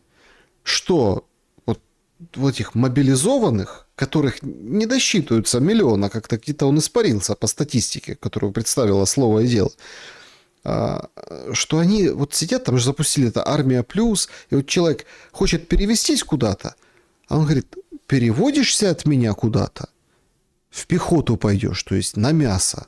Армія плюс, вийшов, ми вже там думали, що армія плюс, зараз ми быстро шляп. Да, то ми раз подали, глаза закрили, другий раз подали, сказали ще раз, і піхота, і за вас просто ніхто не спомне. Ну, то есть, как бы... Якщо ще раз спробуєте перевестися? Третій раз подасте, блядь, то, как бы, це буде крайня ваша, що ви змогли зробити. Такі реалії. Херася. Ну, этот даже не выдержал, говорит: нихера себе, так понятно, что это откровение целое. То есть, если ты подаешь рапорт через армию, командиры не дают тебе армия плюс пользоваться. Хочешь какую-то другую бригаду? Он это узнает и отправляет тебя на 0. Не доставайся ты никому, называется. Понимаете? Зато в стране процветает бронь. 2 группы: бумбокс и без обмежень. Сообщил сегодня Минкульт, признаны статус им дан критически важных предприятий, играющих ключевую роль в функционировании экономики и жизнедеятельности страны. А как? У этих бронь. Это означает 50% всех там, кто в их фирмах, да, можно бронировать и выезжать за границу, все хорошо, это критически важно. А вот эти магазины, вот эти стройки, заправки, это не важно. Стратегически важно вообще готовить всех. Вот в Комитете по нацбезопасности и обороны, значит, разработали решение, приняли даже, и парламент подали, что во втором чтении нужно принять, значит, ряд изменений. Вместо базовой общевоенной подготовки надо ввести комплексный подход, подготовка к национальному сопротивлению.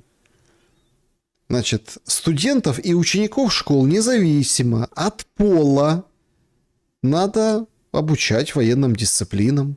Также предусмотрено, скажем так, создание специализированных центров подготовки граждан, тоже Верещук носилась с ними.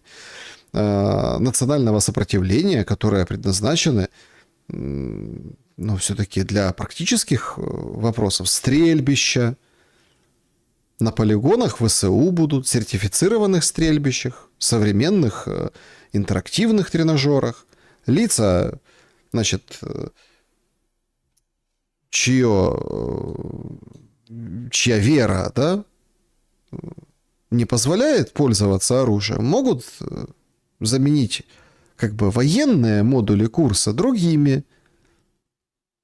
Лица с инвалидностью или те, кто потерял трудоспособность, ну так и быть, ладно, можете, на теорию приходите, на практику вас не будем брать. То есть всех и каждого, студента, инвалида, школьника, всех будут загонять в эти центры. Всех будут готовить к войне. Дальнейшей войне, будущей войне. И нам говорят, что это тенденция такая европейская. Вон Мерц, смотрите как. Мерц или там вот эта датчанка Фридриксон, да, вот это, она тоже, в общем, там повестки уже надо готовить, собирать, считать, реестры, базы, сколько молодежи. Аж в Германии запротестовали школьники против таких инноваций и решений.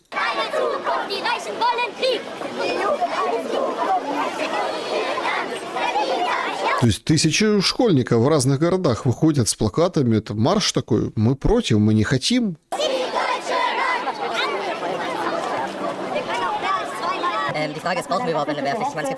Вопрос в том, нужна ли нам вообще эта вся история, ведь в Европе мы во всем мире, да, вот говорит этот парень, есть много стран, которые обходятся профессиональной армией. Никто не учитывает их мнение.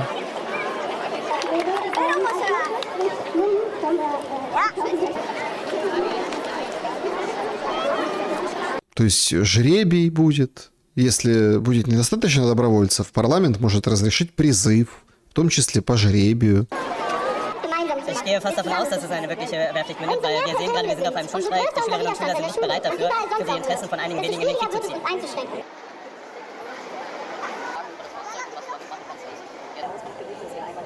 Ну вот, девушки, значит, добровольно могут писать в Германии эти аптеки, анкеты, да, а, собственно, мальчикам всем, в общем, дают эти, говорят, давай, готов или не готов, Бундесвер, готов или не готов. И как бы там протесты.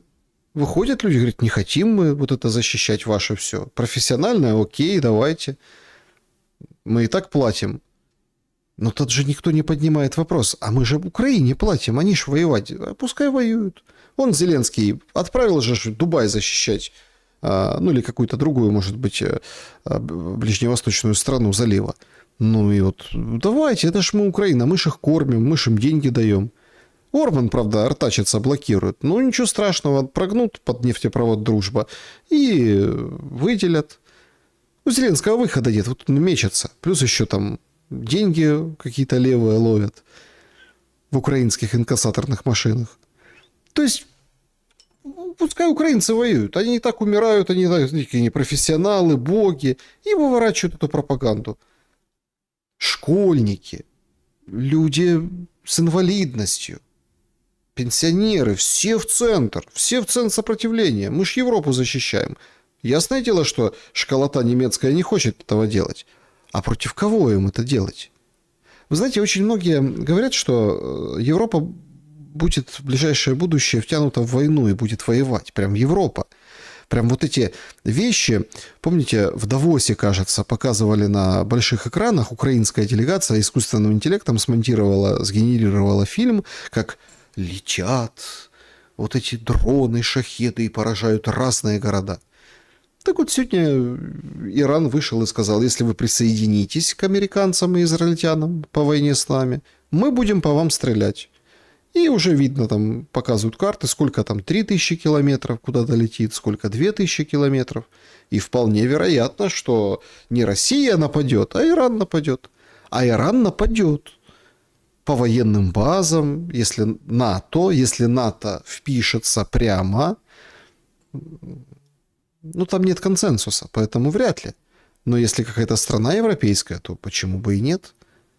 И Европу может вообще ей прилететь оттуда, откуда не ждали. Это они там стратегические игры какие-то разрабатывали. Аж вот сейчас, сегодня вечером такая новость. Вот, там Россия размещает свои войска со стороны там Прибалтики. Это вы там просчитали, как там воевать. А вы с иранцами повоюете в воздушной войне. Потому что, как показывает практика, ПВО, конечно, это штука хорошая. Все рассказывают, что ПВО нет у Ирана. Там они летают, эти самолеты, приветы передают. Мы над Тегераном, вот там хорошо, какие мы классные.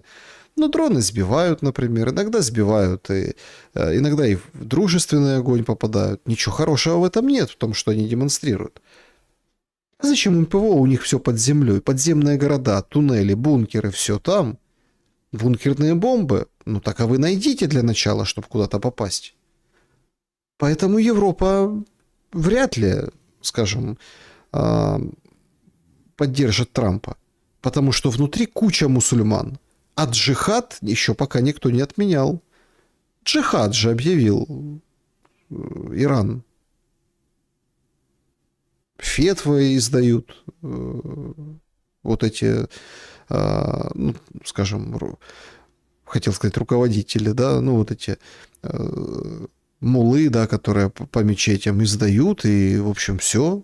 То есть надо мстить, надо уничтожать, а это означает, что вполне себе нарядятся в какой-нибудь поясок с каким-нибудь горючим веществом взрывоопасным и начнутся на площадях в той же Европе, если они влезут. Это не Палестина. И то палестинские там разные товарищи сходили с ума, бегали то с ножами, бегают периодически и въезжают на автобусах и на грузовиках в остановке с людьми, сбивают людей, калечат людей. Да, да. Но, простите, пожалуйста, если влезет Европа сюда, то ее просто взорвут изнутри. Все хорошо. Но все-таки прекрасно, что есть вещи такие, знаете, постоянные. Вот за Порошенко Путин охотится. Мы сегодня все узнали. Вот что в мире не происходит? Иран, Ближний Восток, война. А за Порошенко охотится Путин. А тепер про сумні події. Путін полює за мною безпосередньо. Представляете? Путин охотится за мной непосредственно. Підприємства, які належать до Трастового фонду управління родини Порошенка, обстрілюються ракетами «Іскандер». Вы представляете? Искандерами. Не смешите мои Искандеры. Это почему Искандерами стреляют по предприятиям? Потому что это Порошенко... Прям в него целились. І гинуть люди. З часів нашого засідання попереднього. Київська кондитерська фабрика «Рошен». Влучили в неї 2 ракети і шахеди. Загинули люди. 24 січня. 6 лютого логістичний центр «Рошен». Реактивні шахеди. Влучили в об'єкти, які належать трасту моєї родини. Траст моей семьи? Я нищий? Загинули пожежники. Пожежники знаходяться в тому числі і в важкому стані, і досі не переведені з реанімації. Ну, то есть Путин охотится? Вы думаете, Путин там с Украиной воюет? Это он с Порошенко воюет. Пока Путин охотится на Порошенко, а где Тимошенко? На заправке? Королева бензоколонки. Кращий доказ корумпованості української влади – це ціни, які ви зараз бачите на автозаправках. Вышло-то в люди, в народ. Смотрите, вот там через дорогу заправка, а у меня локоны, причесочка, накрасилась. Ви розумієте, що ціни, які зараз підвищилися на дизельне пальне, на бензин, абсолютно необґрунтовано підвищилися. Ну, понятно. Нет войны там в Иране, нет этого всего. Ормузский пролив, да ну пху ты. Несправедливо, вот неправильно повысить. Во всем, в Европе. В Европу надо тебе съездить, Юлия Владимировна. Там тоже несправедливо как бы поднялись цены. середньому десь сьогодні до 8 гривень. З чим це пов'язано? Це пов'язано з тим, що корупція включилась на повну потужність. Коррупция виновата в том, что цены повысились. І нікому не цікаво, ні НАБУ, ні САП, ні уряду, що відбувається. І, безумовно, антимонопольний комітет не помічає, що сьогодні спекуляція, по суті, стала ознакою торгівлі нафтопродуктами. І за все це платять українці. А найцікавіше, знаєте що? Що реально Укрнафта – це державне підприємство. І воно перше і найвище підняло ціни. Замість того, щоб державне підприємство Укрнафта не підвищило на жодну гривню ціни на бензин і на дизельне паливо, вони сьогодні в спекулятивних цінах перші. А хто кладе ці гроші в кишеню? Хто від держави сидить на цій корупції? Я зараз хочу звернутися до двох прем'єр-міністрів. До пані Свириденка і до пана Шмигаля, який зараз є у нас міністром енергетики. Чому немає постанови відносно Укрнафти, які забороняють зараз ці спекулятивні оборудки і фіксують ціну? На українські нафтопродукти немає ніяких абсолютно підстав підвищувати зараз ціни. І я вимагаю, щоб вівторок, коли буде перший день засідання Верховної Ради на наступному тижні, щоб були викликані і пані Свириденка, і пан Шмигаль, і щоб вони відзвітували перед суспільством, чому на державній Укрнафті зараз спекулятивні ціни на бензин і дизельне пальне, і чому антимонопольний комітет мовчить і ніяк не діє, і сьогодні з людей деруть втридорога за бензин і дизельне пальне. Юля работает. Работает Юля. Видите как? Работает, вышла. Ветер в харю, а я шпарю. Работает. Ну, Свириденко, не знаю, никуда, наверное, не пойдет. Они там же с Зеленским вчера посовещались, там наговорил там на Орбана. Ну, кому интересно, да, вот эта вся история. Она уже сказала, там всего чуть-чуть, там 5 гривен подняли, самое вот минимум подняли. Укрнафта, да, вот Тимошенко права, то есть одна Юля, другой Юле дала задание. И та, говорит, та отчиталась, говорит, все нормально. Цены, правда, растут. А так, конечно, очень интересно на этот счет поморосить и политические баллы заработать. То есть Тимошенко продолжает бороться с обидой о НАБУ, о коррупции. Она же как бы все понимают, что под уголовным делом. Все же они под уголовным делом. Ну, почти все. А что в России? А там, кажется, все серьезно с Телеграм. Значит, 1 апреля, по всей видимости, скорее всего, будут какие-то ограничительные меры применены. Почему? Потому что уже и Путин общается с полковницей связи о Телеграме. Знаете, работа ведется как бы в этом направлении и, соответственно, развивается. Конечно, вот сейчас подняли вопрос по блокировке Телеграма, да, и это такой вражеский вид связи. Вражеский вид связи. Ну, нам надо что-то, наверное, разработать свое такое, улучшить, соответственно. Макс работать, и будет все хорошо на фронте. Есть еще вопросы, которые нужно доработать в рамках этого Макса, да? Да. Но в целом специальная связь в войсках. Специальная связь с РМСР. Специальная связь организована, соответственно, отлично, да. Проблем нет. Да, но вы тоже согласны с мнением, что использование тех систем связи, которые не являются нашими и не подконтрольны нам, представляет опасность для личного состава? Конечно, представляет опасность, да. То есть использование тех видов связи, которые нами не контролируются, представляет опасность для личного состава, да? Да. Да, представляют опасность, да. Нашли уже ее, мужа ее, родственников ее, вот этой полковницы Ирины, аккаунт. Причем родственники там в сети, все нормально, да, несмотря на все вот эти опасности. Быстро разыскали. Ну так, опасность ее работа. Она же связист российской армии.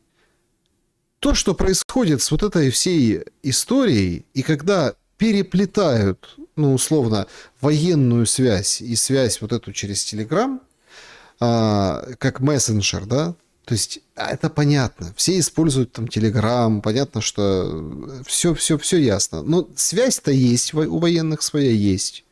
Системы связи есть, а Телеграм надо закрыть. Почему? Чтобы Макс был. Частная контора, тоже вполне возможно где-то на офшорчике зарегистрировано, пожалуйста, государственный мессенджер, копируют функции, стараются, ну, не в конкурентной борьбе, а как бы вот с помощью государства продвинуть и топят Telegram. Топят, причем зачастую те, кто в нем сидит. Точно какие-то враги. Ну вот реально какие-то враги это все советуют. Путин советуется с ней. Да, опасно, да, опасно. А чё ж родня твоя и ты сама там? Нашли ж за 2 секунды тебя. Так бы никто бы не нашел эту опасность. Напишите в комментариях, вот вы за то, чтобы Telegram убрать, или за то, чтобы его оставить? Вот очень, правда, очень интересно. Причем про этот Telegram кто-то явно знал заранее. Все вспоминают сейчас с новогодней вот этой прямой линии с Путиным. Правда ли в день дурака всю страну переведут в госмессенджер МАК? Правда? Тогда отвечал Путин. Начинал там тоже рассуждать, а сейчас это видите, как стало опасно. Тоже, видимо, кто-то заносит всю эту историю.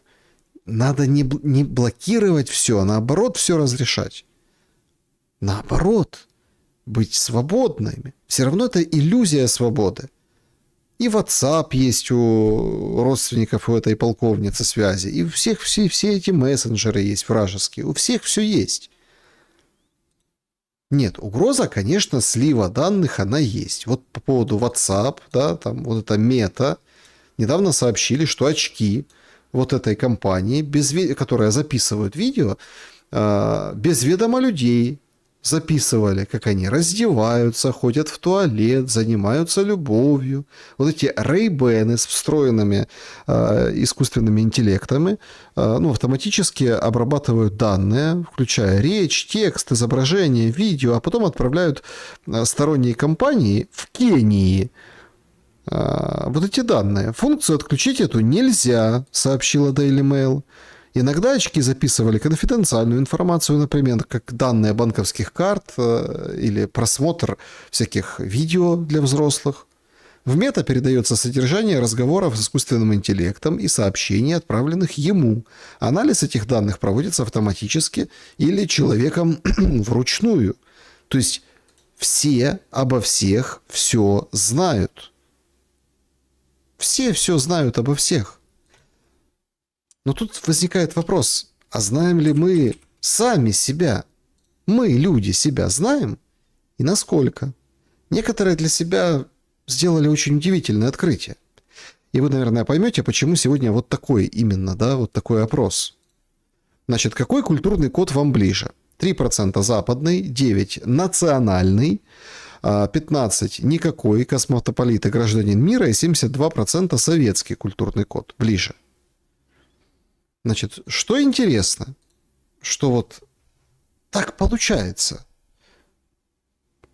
Ну вот 30 лет, да, человеку, и он не помнит Советский Союз, у него даже, условно, нет, да, вот нет у него даже бумажки от Советского Союза, там имеется в виду, что он родился. Вроде как, нет этого. Но их все равно тянет в советские фильмы. Вот одна пользовательница соцсетей поделилась наблюдением. Мне почти 30, я заметила такую странную вещь. Мой культурный код, который должен быть буквально прошит голливудскими блокбастерами, сериалами нулевых, вдруг начал тянуться к российскому кинематографу, к советским фильмам. Я их в детстве особо не смотрела, а там диалоги, которые можно просто слушать. Да ладно. Там герои, которые могут быть просто хорошими людьми, а не супергероями. Они могут не обладать какими-то суперспособностями или особенным бэкграундом. Там ощущение человеческого масштаба. Не судьба всей вселенной, а судьба одного человека. Да, история одной семьи, одного человека.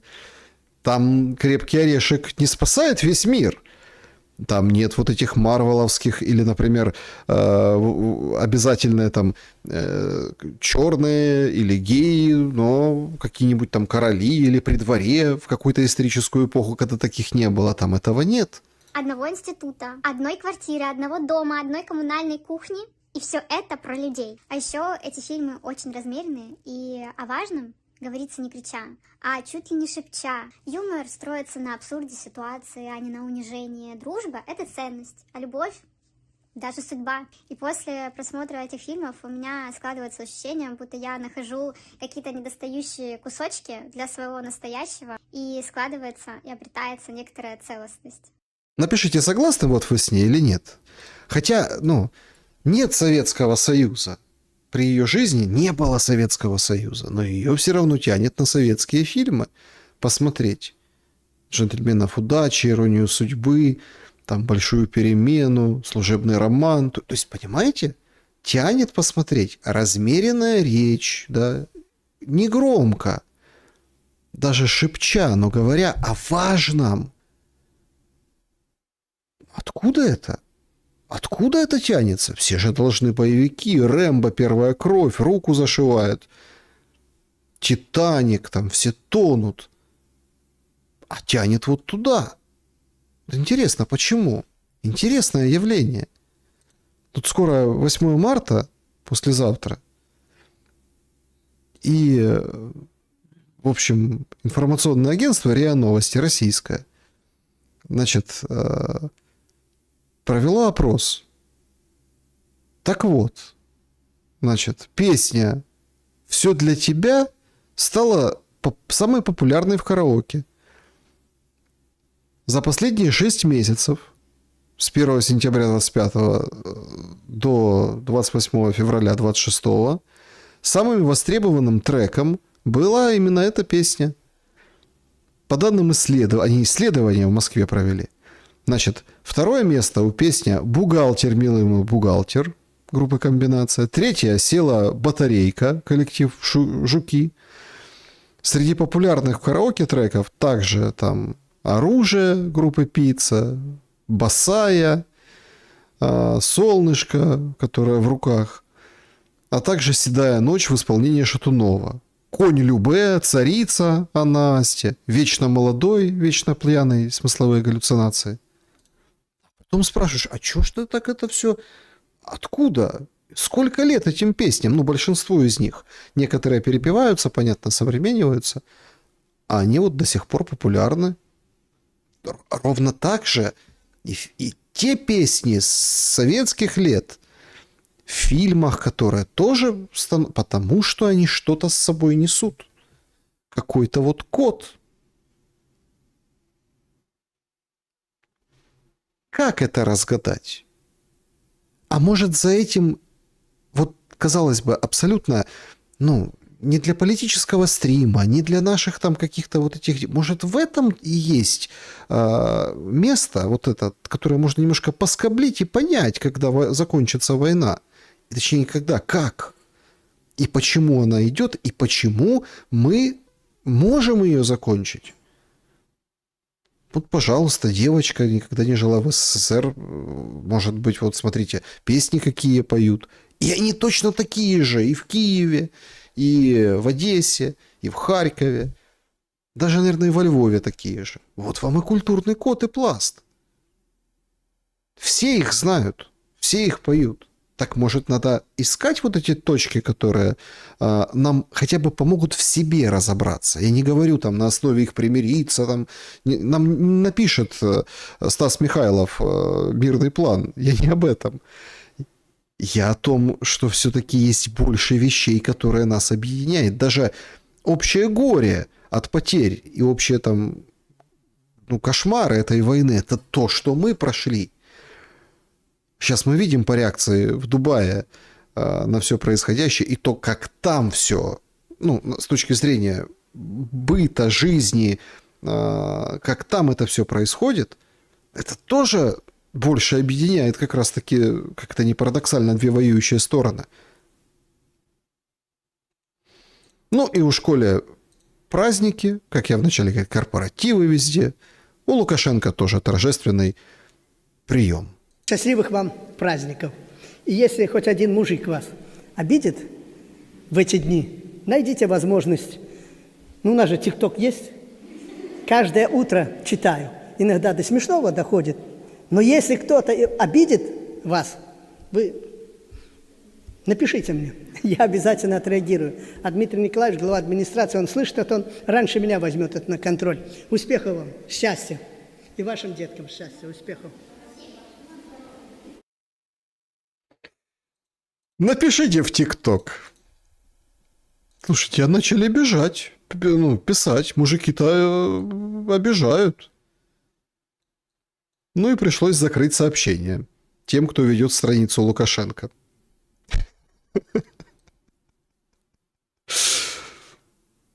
Вроде как это его аккаунт, и все сообщения официальные, да. Ну, зато подписалось много человек за раз.